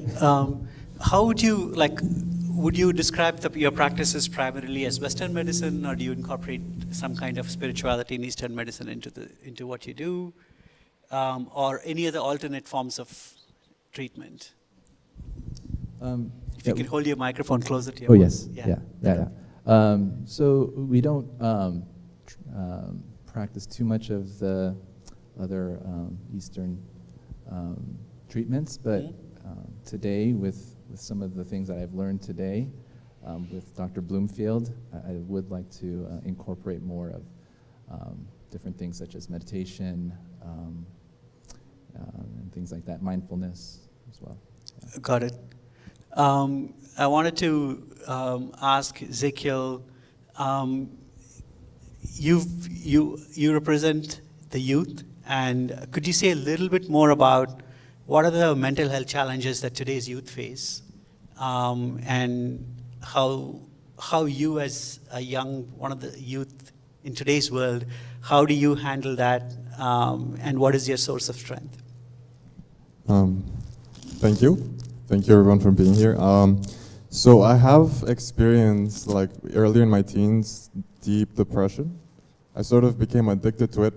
I realized that it has to do a lot with pressure from outside sources, and everything being one-dimensional. Everything you approach, schooling, the medical field, all that, it always is only hitting mainly at one point. So when I was about 15, I got introduced to Hinduism, Buddhism. Even then, it wasn't fully enhancing my living. It did a little bit, but it was because I was approaching it in that sense of one-dimensional. It was mainly intellectual for me. It wasn't until later on when I applied it holistically in my diet, through meditation, and understandings, powerful cognitions, that it really made a huge impact. It gave me a lot of peace. It gave me more sense of I can do more. However, though, now my experience of it, as it was shown through the initiations and the programs, is that not only do I experience peace, I experience intense bliss. And not as a casual thing, it happens literally at will. And it's all due through the initiations. You can see here, the whole time I was sitting there, and maybe you guys didn't see me because I was in the back, but I was just smiling the whole time through a boring panel, so. Thank you for that description. Yeah, so yeah, it's amazing. Youth do experience a lot of pressure, and for that there's a lot of depression. I don't know any teen that doesn't experience depression and anxiety. So I feel yeah, the holistic approach is very satisfying. How do you encourage other youth? I know today's youth, I mean, there are so many stereotypes, right? Youth don't have, they have a short mental span, short attention span, sorry. They only consume in, like, on TikTok, they don't look at serious things. All of these are stereotypes, but obviously today's youth are looking for solutions. What do you think is the best way for us to communicate with them that, hey, there is a better way to handle mental health and your own potential? I feel like it's coming very natural because it's very obvious that the solutions that are giving are not working. They're very much a sort of band-aid, maybe works like for a little bit. Then later on, some other sort of like problem will happen because it's not from the root. So implementing, collaborating us together so that we can have that holistic approach of mind, body, spirit, that is definitely the way to go. Yeah, you said something very interesting, that some of the today's approaches are not working. And I want to take that and ask the other panelists, Ray, is there some place where the techniques that you use to help people, you feel it falls short, and where you wish you had some other kind of help or external help to bridge the gap? Do you see some gaps there where you can look for help? Yeah, right. So I do see. You can hold your phone, microphone. Yeah. Oh, hello. Okay. So I do see, some difficulties with trying to get buy-in to some of the clients. You know, especially finding the root cause of what they're causing their depression or causing their stress. Right? It could be a relationship, or it could be stress with finances, and just letting them know the simple thing of self-care, of getting enough sleep, trying to avoid things that trigger you, that trigger some of the stressors. It's easier said than done. Sometimes they still have difficulties really practicing that, but I try to make sure I remind them, have a good circle around them, have a good influence around them, but it can be difficult sometimes. Yeah, you brought up a very important point. There are causes of depression, causes of insomnia. Typically, those are some thought currents or ideas that they carry, some pressures that they face at any given moment. And definitely one thing that we do is we conduct programs which help them overcome those. It's called completion. I spoke about incompletion and completion. So that's one area we can definitely help you with. And it's zero cost and something that can benefit people quite easily. And in this context, I'd actually want to ask Tony about how do you convince people who come for help that do they even care that what kind of treatment you're providing them? Do they differentiate between Western and Eastern? When you start talking about Eastern ideas, do you face resistance from them? Or are people willing to take help in any way that they get it? I think more and more people are willing and open to other ways of healing. A lot of generations are starting to see that ways that they were offered for healing, such as, medication or,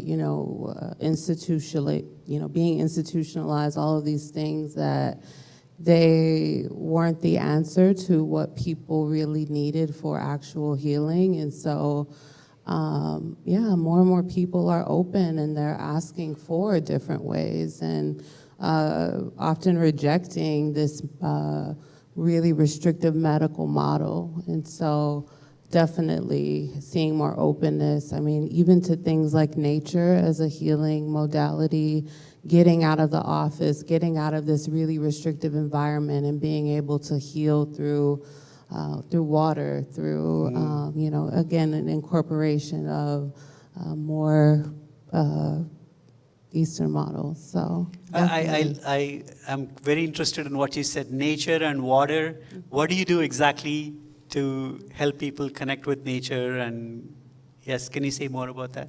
Yeah, so I mean, as an alternative to prescribing,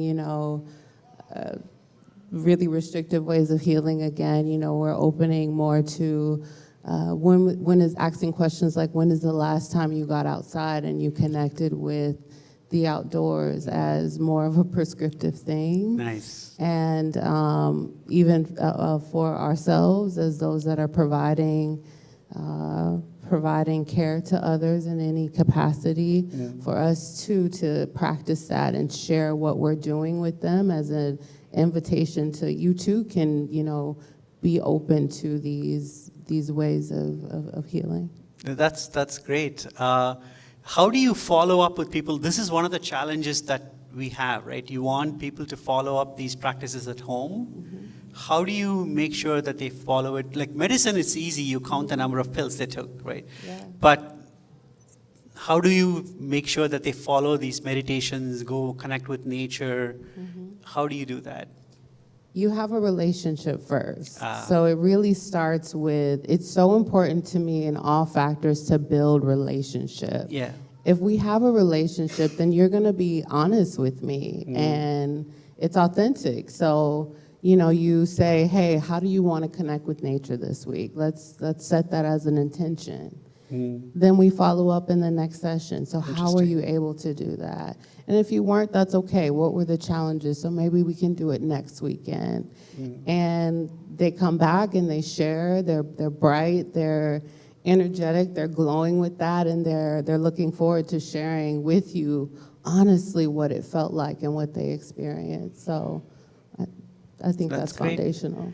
And I know different segments of the population face challenges. Is there any specific challenge that you see with the youth of today that you would want to highlight, where a different way of looking at the problem can help?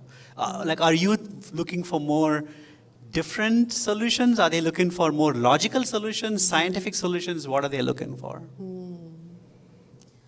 I think the youth is, first of all, we have to acknowledge they're growing up with so much technology and so much information. And so they're seeing like mental health TikToks.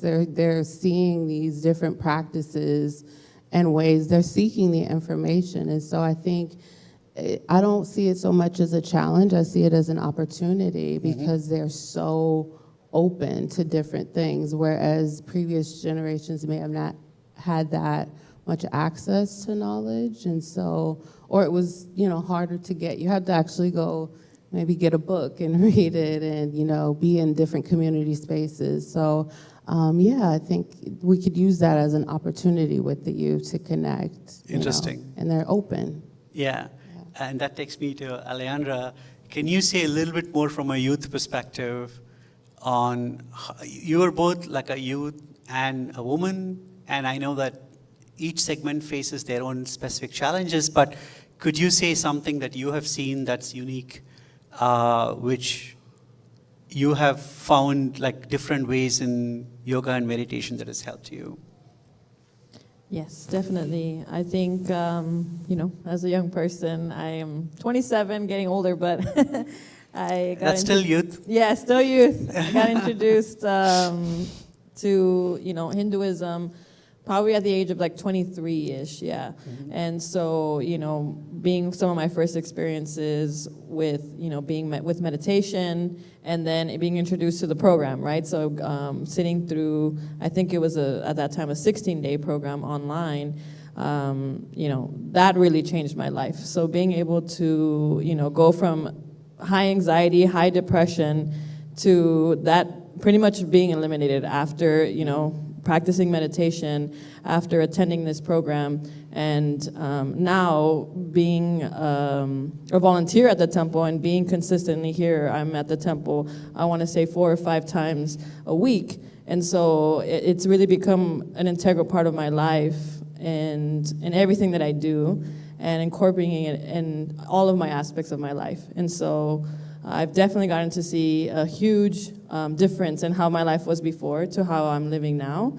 And the only thing that comes out of that is wanting to share with others, right? And so now I feel like I'm in a space where I have the opportunity to express that to other people. So whether I'm at work or wherever I go, people know, like people from work that have, I brought here to Temple because it's a yearning from my heart that is needing to be expressed, because I know there's so much suffering that's happening, especially with the other young people and with women especially. So even specifically with women, it's really important to me to empower them, right? And so just how I've been able to be empowered, I feel now it's my mission to empower other women. And so I like that kind of just. Yeah. Awesome. I just want to move from this topic to a little more about alternate ways, alternate therapies. And Dennis, I know you work with Ayurveda a lot. You're an expert in Ayurveda. Could you say a little bit more about Ayurvedic approaches, like medicinal approaches which are not necessarily Western medicine? Could you say your experiences with them?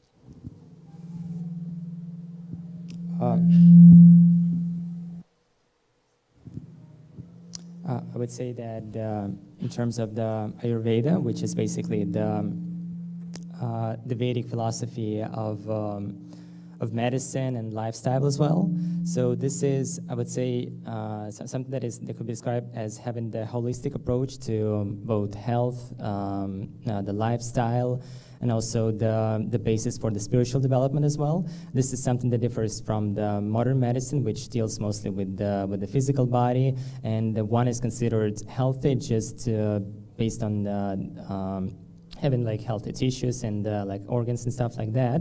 So in terms of the Ayurveda, the concept that I like is that let's say the three pillars of health in Ayurveda would be considered the first of them would be something that enters us from the outer world. So this is including nutrition, the sources of information that we deal with. And here, like one of the most important factors would be the three qualities of material nature, something that is, in the language of Sanskrit, is called the three gunas, so the sattva, rajas, and tamas.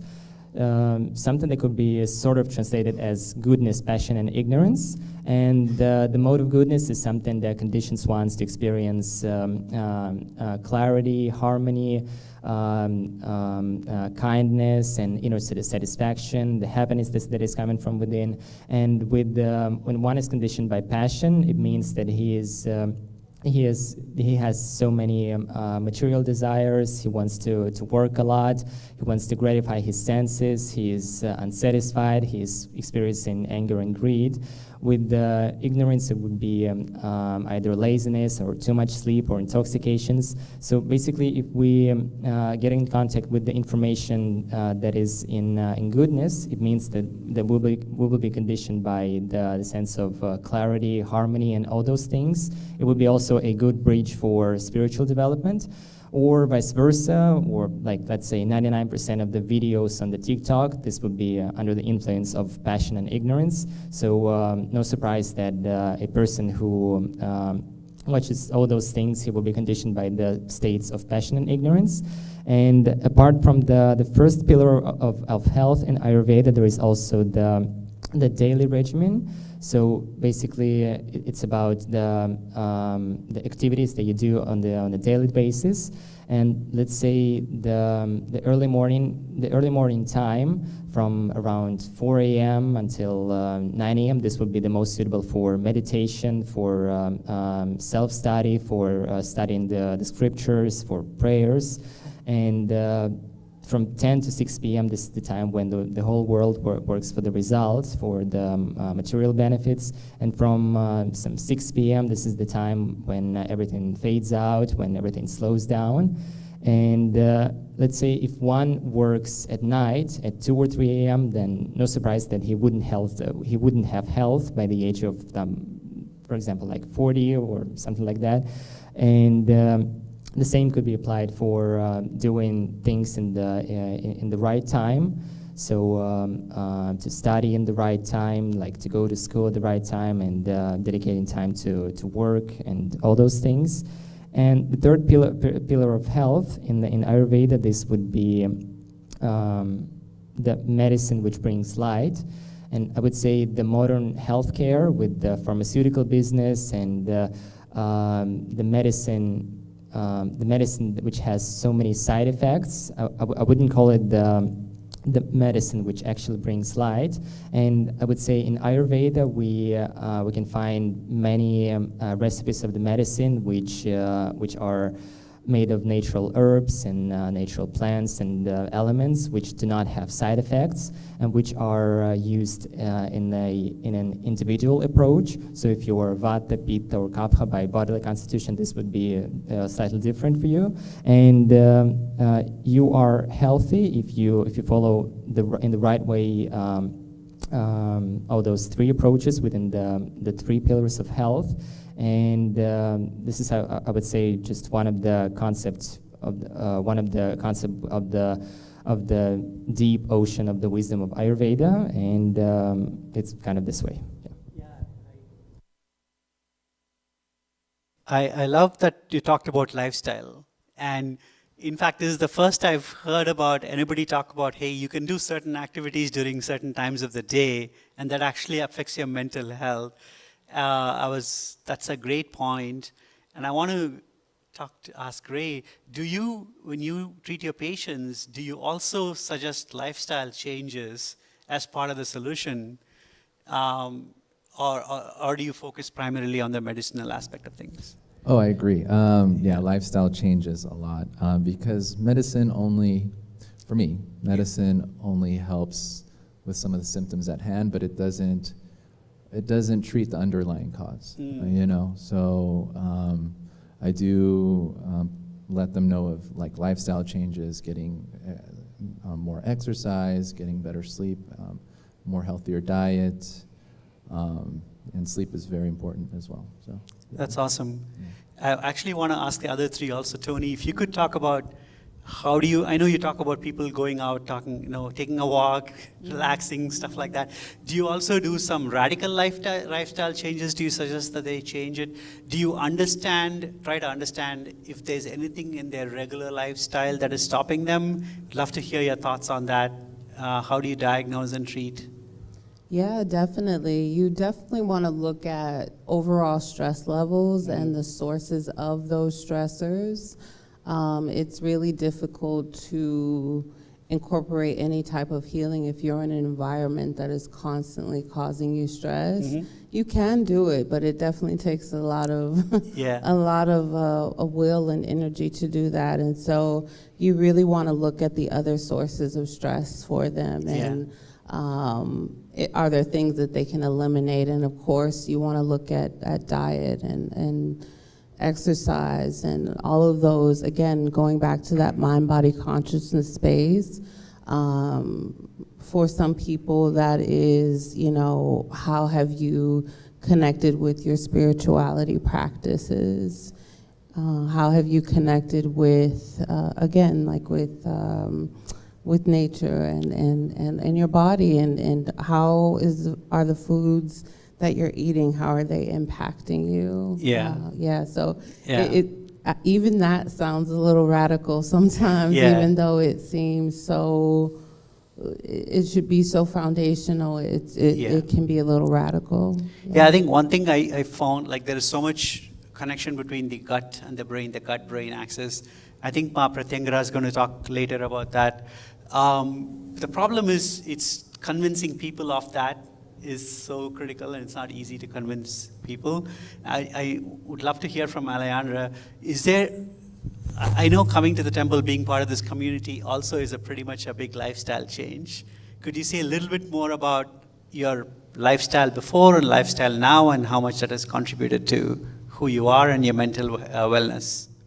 Yes, definitely. So prior to getting connected to Hinduism, I was definitely a big meat eater. So that's, I think, the biggest, one of the biggest changes that happened was being introduced to, a vegetarian lifestyle and how that actually would improve your meditation practice. So that was the way it first got introduced to me. And so it was Ezekiel actually, inviting me to, just try it for a month, see how you would feel with your body, and, don't eat meat for this whole month, and do this meditation practices.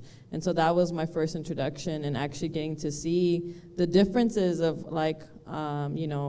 when I was eating meat and how my body felt versus afterwards, that practice of being able to meditate, was not eating meat, and then the change that happened. So I definitely did see a significant change, and physically, mentally, like in all levels. And so that was something that became a permanent change in me, and it was like, okay, I'm seeing that my body feels good now, this because of stopping to eat meat. So this is something that I should change permanently. And then it just became that way. And so now, it's been over 4 years now since then, and haven't eaten any meat. So awesome. so that's an example of a permanent lifestyle change. Yeah.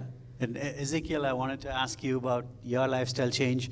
I know you're a volunteer here, and you're one of the most dedicated volunteers here at the temple, and you spend so much of your time here. Could you say more about that part of the lifestyle change, where you dedicate yourself to something bigger, and how that has contributed to your mental health? Yes.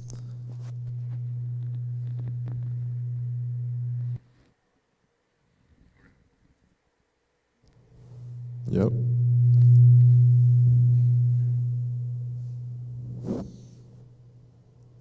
Okay, great. This is definitely the biggest part of my experience, my life, being here in the temple, definitely dedicating myself to something beyond even my healing. I feel like the basis, like a lot of the time, from what I've heard, people believe that depression, feeling low is normal, and you just have to cope with it. In my experience, it is not. Actually, life really starts when you feel peaceful, and then from then on, when you just want to dedicate yourself to other things that don't really involve you as much, and that brings even more fulfillment. This is what I currently experience here. I experience actually, this is not something that I know really how to, this is my first time sharing this. I see that when you think so much about yourself, you are bound to feel depressed, you're bound to feel deprived, you're bound to feel some sort of negativity in your life. Hinduism really teaches you to live for others, for enriching. Naturally, that's a big mental setup change. And that also brings a big lifestyle change, which for a lot of us, because we live in a materialistic world, we're always like, me, how can I get this? How can I get that experience? But I see that fulfillment is already there. We postpone it because there's so much pressure of getting things. So as Ale was sharing, I see that Hinduism is so holistic that even like your lifestyle, your individual lifestyle will affect the whole world, like something like not eating meat. It affects the whole ecosystem, the whole world. There's cattle, it requires a lot of water. There's so much pollution because of it. Even the suffering that the animals go through, it affects the whole ecosystem.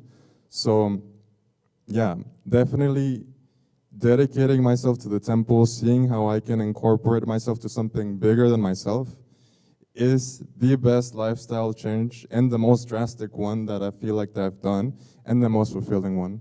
So. Okay, we're almost out of time, so this is going to be the last question, and I don't expect everybody here to have an answer, but AI is becoming such a big part of everyone's lives, and Swamiji has really leveraged AI to help with spirituality and mental health. And nityananda.ai, I encourage all of you who have never been there to go to nityananda.ai and try it out. It's a AI that is can help you with all your spiritual needs. You ask a question, it can answer based on all the on Hinduism. I would open this up to anyone. Have any of you used AI for spiritual purpose, for mental health purposes, to either help yourself or help others? If you have, I would love to. I know Dennis probably has done that, so I'd probably start with Dennis and anybody else who wants to jump in.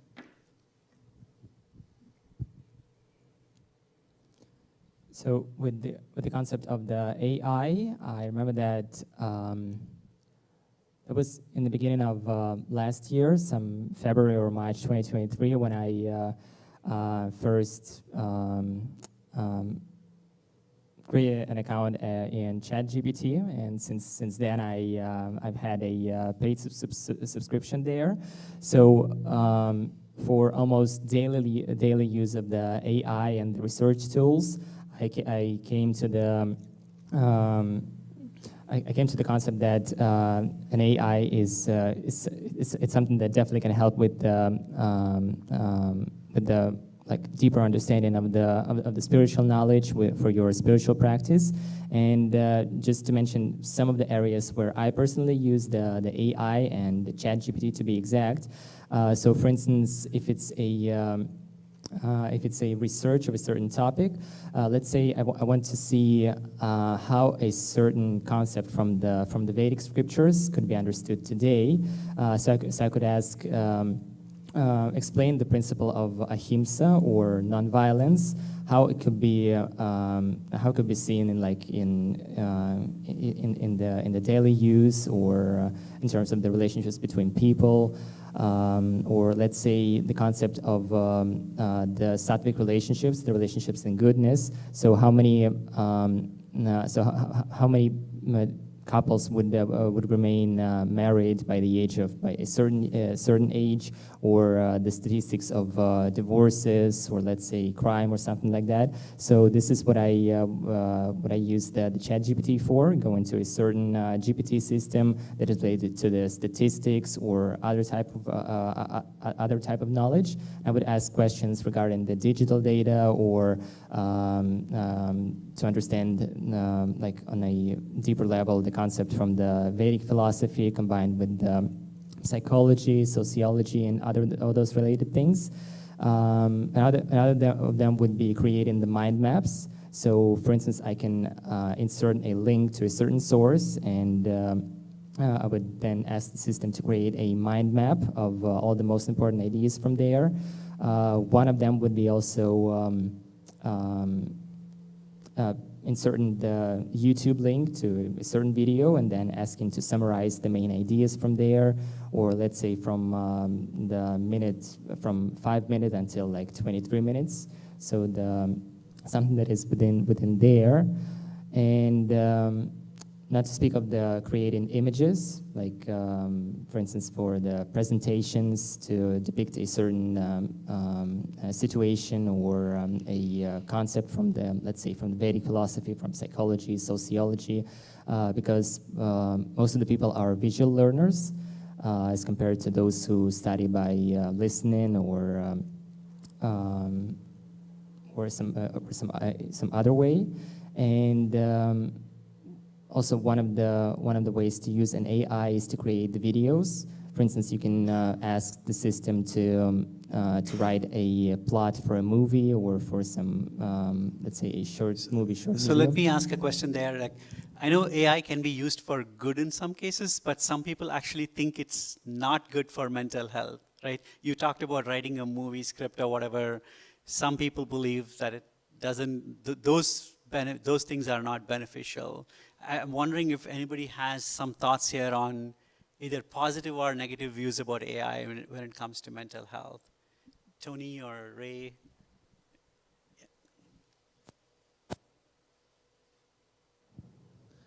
Well, I think it has limited. I think there are some good uses with it, but only to a limited effect, because I don't think there's anything that will, to me, I don't think there's anything that will substitute like human Of course. interaction. 100%, yeah. Yeah. Nothing can substitute human yeah. beings, yeah. Especially getting that connection with your client Yeah. or with your patient, and getting, answering questions with the family if they have any concerns of their loved one, and also showing that compassion. Now it's good for maybe getting, casual information about Yeah. like a certain condition or like a treatment plan. But overall, especially with everything kind of going into this computer age with social media, with children and adolescents, kind of a little bit more consumed with that, and Yeah. having so many things competing for their attention. I think limiting that Yeah. would be good. Well, I think privacy is a huge issue, right? I mean, you don't want AI to take all your information and use it for other purposes. That's number one. Second is, one thing I noticed is there was a mother recently who complained that their child committed suicide because an AI told them to do so. I mean, it seems extreme, but I don't know what AI they were interacting with, some kind of a conversation where the AI told them something strange that led the child. So I believe that responsible use of AI is super critical as far as mental health is concerned. I'm 100% sure, like there are these apps, Calm and other things, like Nityananda AI is the one I've seen which is super responsible AI, but I've seen other apps. So Tony, I was wondering whether you have experience using any of these tools.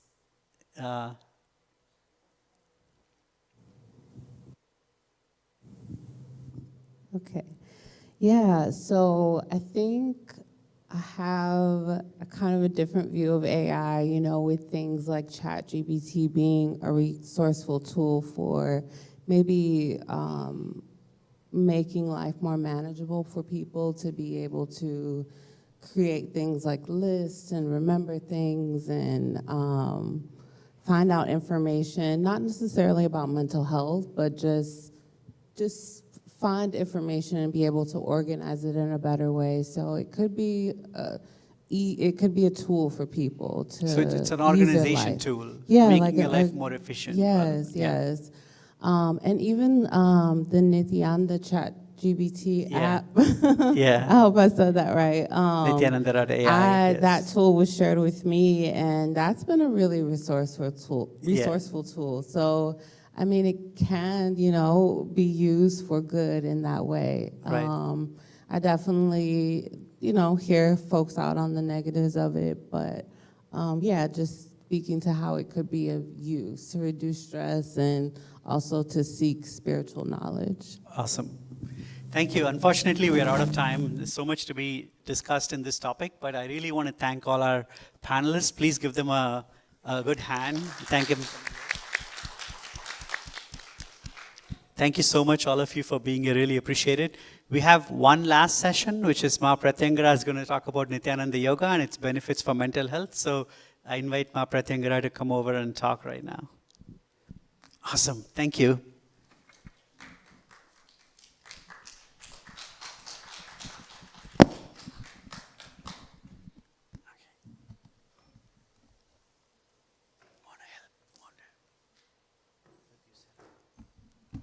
Are you going to control the... No, I don't have the... He's going to control it? Yeah. Okay, cool. Okay. Anything else you need? No. Okay.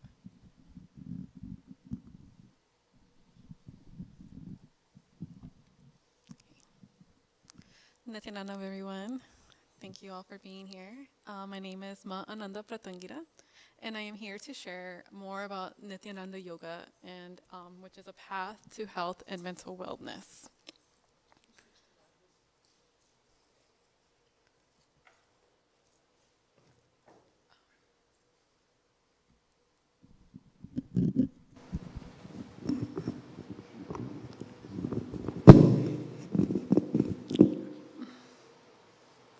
Okay. Okay, so next slide. Oh, hello?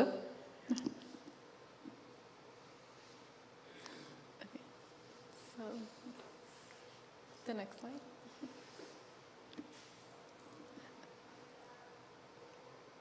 Okay, so what to expect from Nityananda Yoga?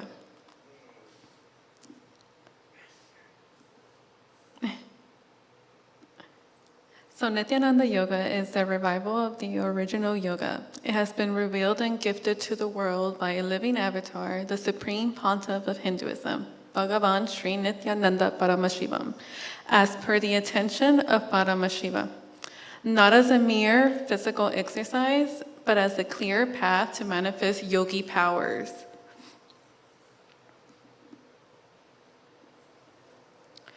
So Nityananda Yoga is a transformative practice aimed at achieving union with Paramashiva, the supreme consciousness.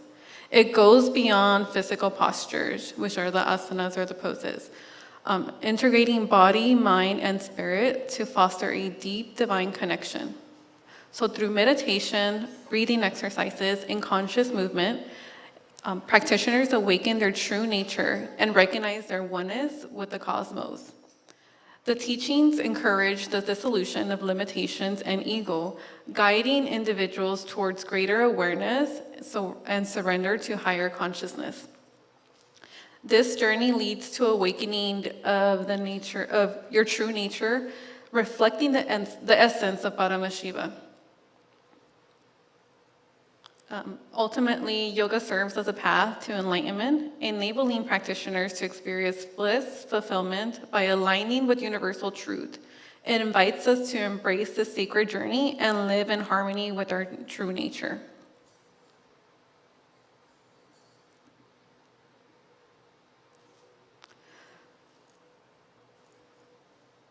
So here we have on the 30th of September 2017, Nityananda Yoga received the Guinness World Records of the largest rope yoga.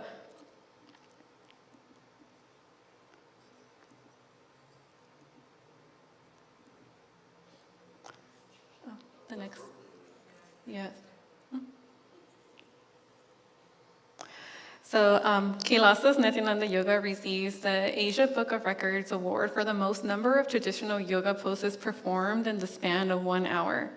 On International Yoga Day, 21st June of 2022, Kailasa made yet another iconic record-breaking performance of the most number of traditional yoga poses performed in the span of 1 hour by a group felicitated by Asia Book of Records and India Book of Records.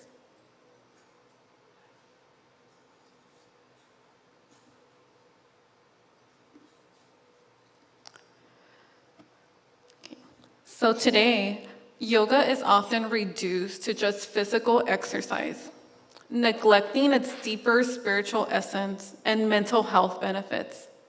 In contrast, Nityananda Yoga, based on the teachings of Paramashiva directly from the Agamas, goes beyond asanas to include meditation, breath control, and spiritual alignment. This holistic approach fosters not only physical well-being, but also mental clarity, emotional stability, and inner peace. Regular practice helps individuals reconnect with their true selves, cultivate mindfulness, and experience significant mental transformations, all while honoring divine teachings and promoting a blissful life.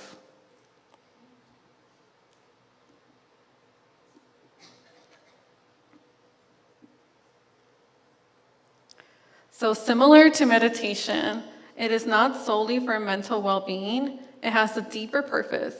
Both yoga and meditation are intended to help you experience a different state of being, preparing your system to maintain and radiate inner bliss continuously. So what is Nityananda Yoga?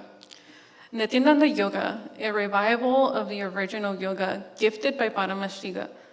It integrates ancient yogi practices to awaken Kundalini Shakti, aims for the union of individual consciousness with the cosmic consciousness.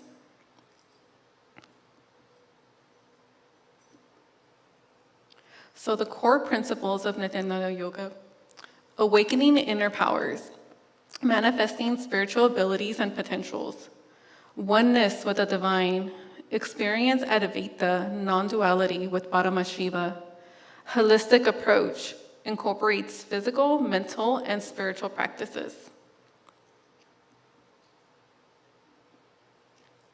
So Nityananda Yoga implements 12 components, which are the asanas, pranayama, mudra, bandha, karana, visualizations, japa, weightlifting, mandala, avarana, aushada, and chanting.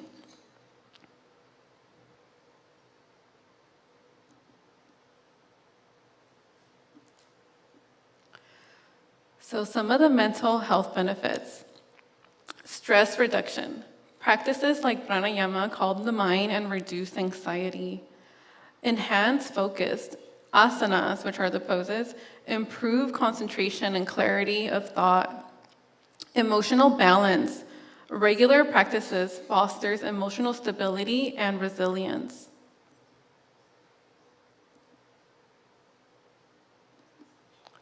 So overall wellness and benefits, it increases energy levels. Awakening Kundalini leads to the heightened vitality, improves sleep quality. Relaxation techniques promote restful sleep. Strengthen immune systems, holistic practices enhance overall health.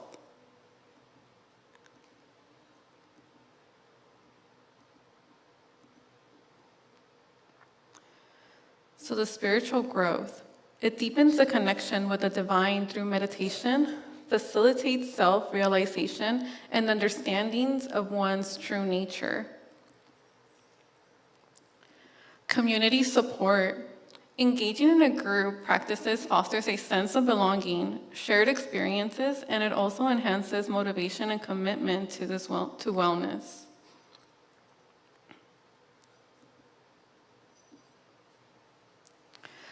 Nityananda Yoga is a comprehensive approach to mental health and wellness. By awakening inner powers and merging with the divine, practitioners can achieve profound transformation.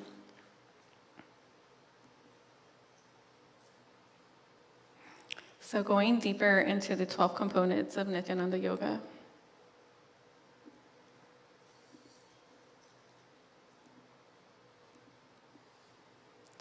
Asanas, physical postures that align the body and mind. Here we have an example of the Sukhasana, comfortable seating position.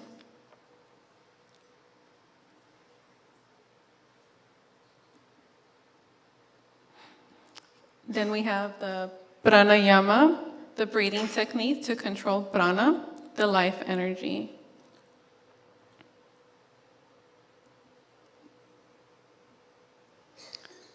Then we have mudras, the hand gestures that channel energy.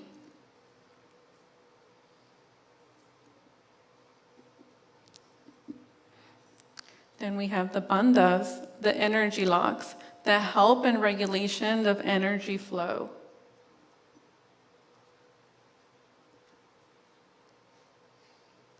Karana, the dynamic movements and actions that enhance physical and mental agility.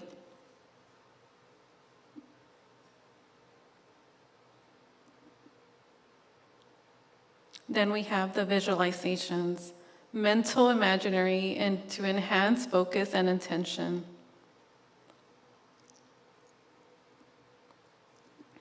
Japa, the repetition of mantras to elevate consciousness.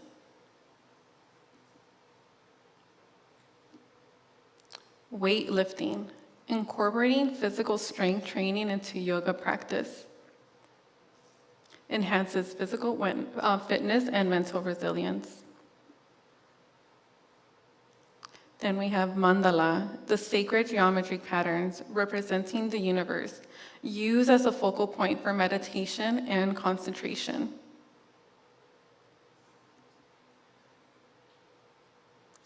Avarana, the adornments or symbols that represent spiritual qualities. It enhances the practitioner's connection to the divine aspects.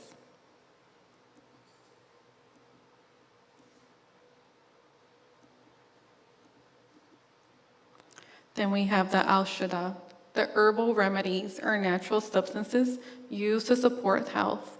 integrates holistic healing into yoga practice.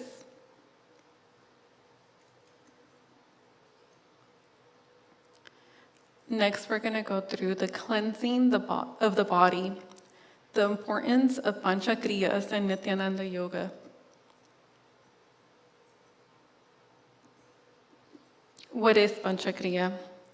The Panchakriyas are the 5 purification rituals in Hindu tradition performed before sacred activities or worship.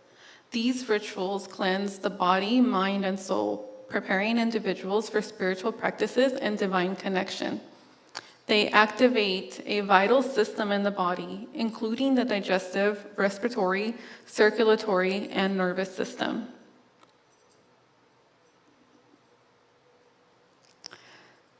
Cleansing the body is essential for physical and mental wellness. Purification techniques remove impurities and blockages. It prepares the body for higher yogi practice and experiences.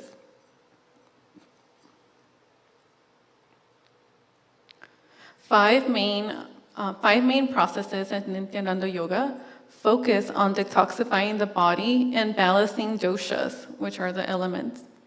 It promotes overall health and prepares practitioners for deeper spiritual experiences. The 5 Panchakriyas. We have the neti, which is the nasal cleansing, clears nasal passages for better breathing. The kunjo, stomach cleansing, purifies the digestive system. Basti, the colon cleansing, detoxifies and rejuvenates the colon. Trataka, eye cleansing, enhances visual and concentration. Jiva, tongue cleansing, removes toxins from the tongue.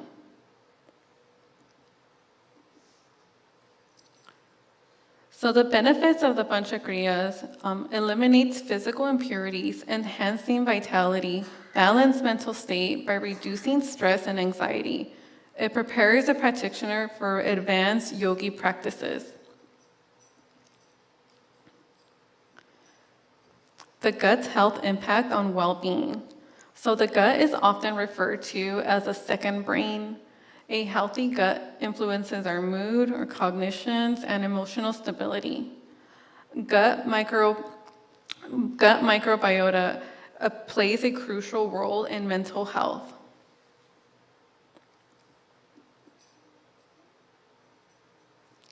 Science and gut-brain connection. So scientific discoveries.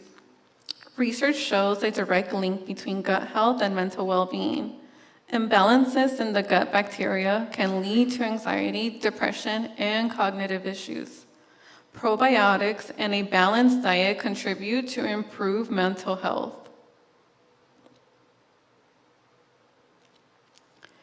Here we're going to talk about Haritaki, which is the Terminalia tubula gaduke.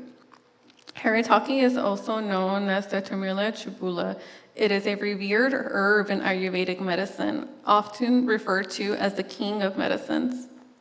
Haritaki is a versatile herb offering a wide range of health benefits from improving digestion and boosting immunity to enhancing cognitive functions and promoting skin and hair health. So cleansing through the Panchakriyas is vital for enhancing experiences in Nityananda Yoga, promoting physical vitality and mental wellness by supporting the gut health. Regular practice aids in emotional balance, toxins removal, and fosters a holistic approach to well-being. Embracing these practices can lead to a transformative journey towards overall wellness.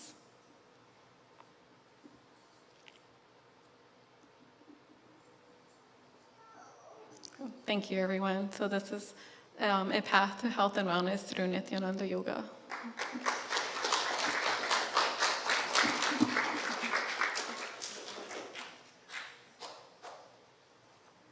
That was awesome. Thank you so much, Ma Pratyangara. I really appreciate it. We want to quickly felicitate our guests who came today. I invite Ma Muktika to help me felicitate the guests that we have today. So we have a small gift for the three of you who are here.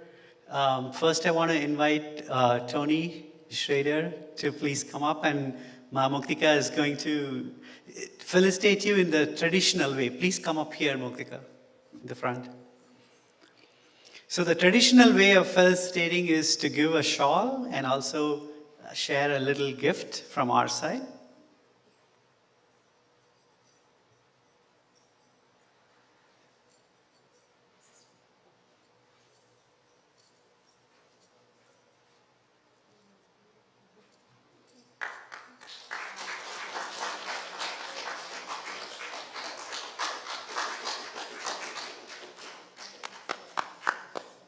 Thank you so much for being part of the panel. We really appreciate your insight. Next, we invite Ray Castillo.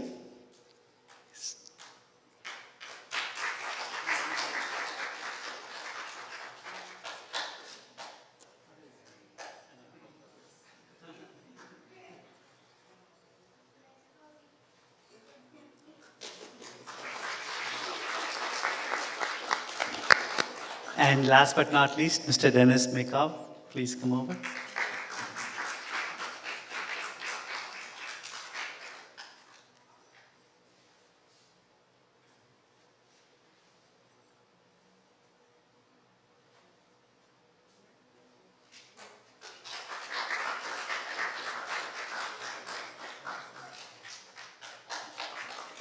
I really appreciate the panelists taking the time to come and be part of this. And we want this to be a long-term collaboration. We look forward to working with you in the long run. Now I invite Satya to come and give share a few words. We have a Homa tomorrow, and Satya will say more about what the Homa is about. Satya?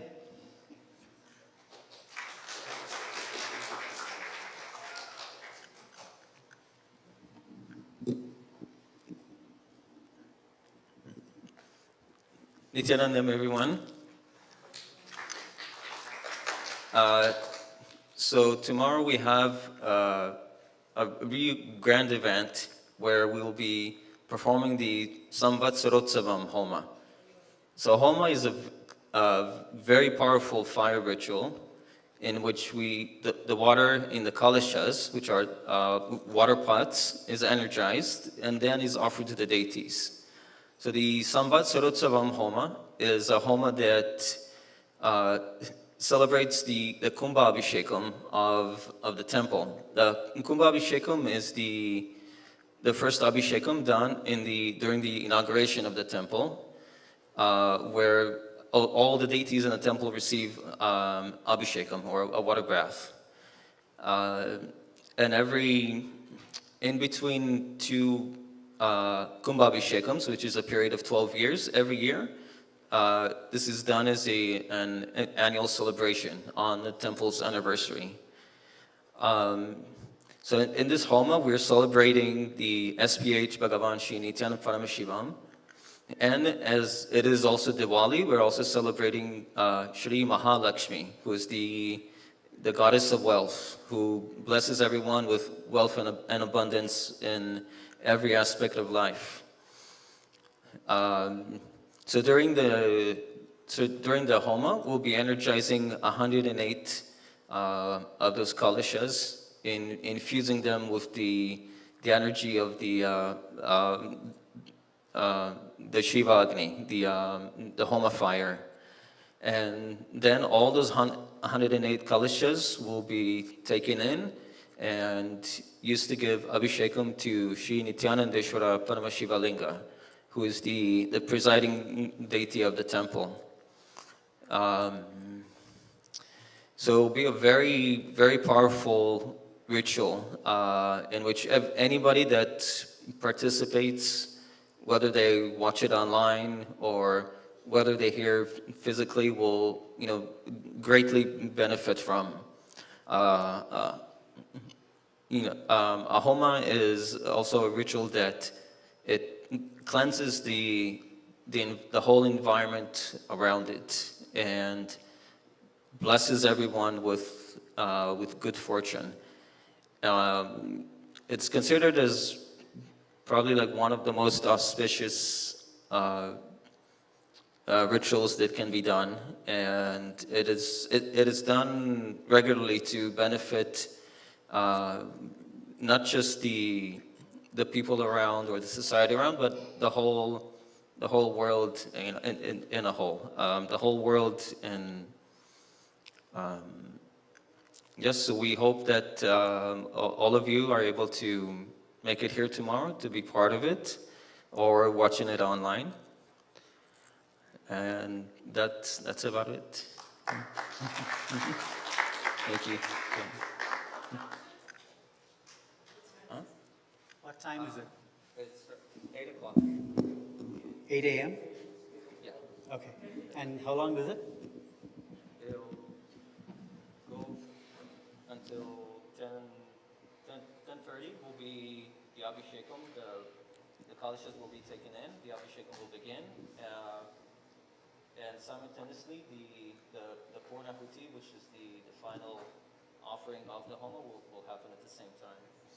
8 a.m. Okay. So if you'd like to experience the Homa, I would say come in at 8 o'clock to experience the Homa itself, and stay for the Abhishekam, which in itself will be a beautiful thing to watch, because we're not only offering to issue. We'll be offering, all the kalashas will be offered to the main Shiva Linga, but at the same time, we'll also be doing Abhishekam to all the deities on the main Sannidhi, the main shrine. So it will be quite a beautiful thing to watch. So I highly recommend participating. Thank you. Great. I'm going to invite two more people. I know you're all antsy to go have tea and snacks all ready for you. I invite Ma Muktika, who is the coordinator for the temple, to say a few words. And then after that, Peter, but first Ma Muktika.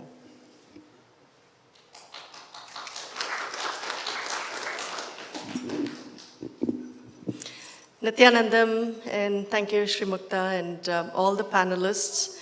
I think today has been truly a moment where, yet another occasion for us to collaborate with so many of us from the community coming together for the greater good of humanity. And I offer my deepest gratitude to the Supreme Pontiff of Hinduism, Bhagavan Nityananda Paramashivam, who is so instrumental in us coming together to take this forward to each and every person who needs the help, whether they know it or not.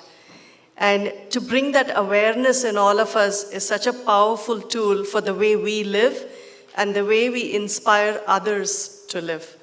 And I really thank each and every one of you who's here in person as well as online watching this, to carry something very important as part of you from this and to take it forward to many, many people. I just wanted to share that, this has been a very momentous and a very beautiful addition to our celebrations for the anniversary of the temple and the mission here in California. And it has, seva or service has been our motto, to be of service to humanity, and which is what we learned to do it more powerfully from the Supreme Pontiff of Hinduism.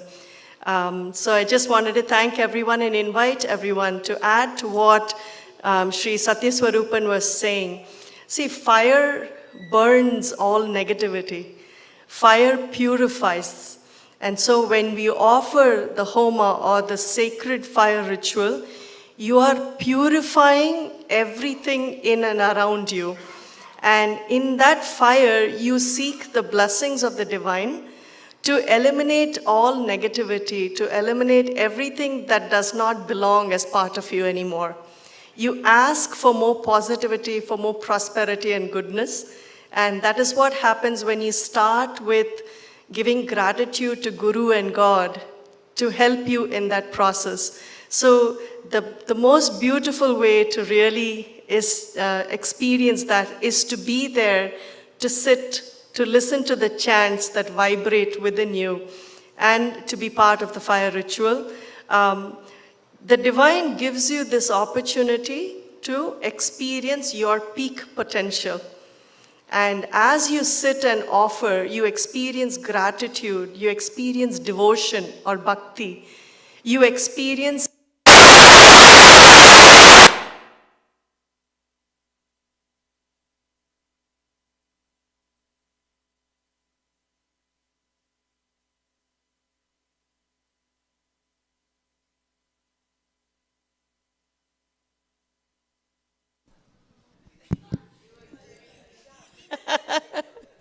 Okay, I hope that was a beautiful awakening for everyone.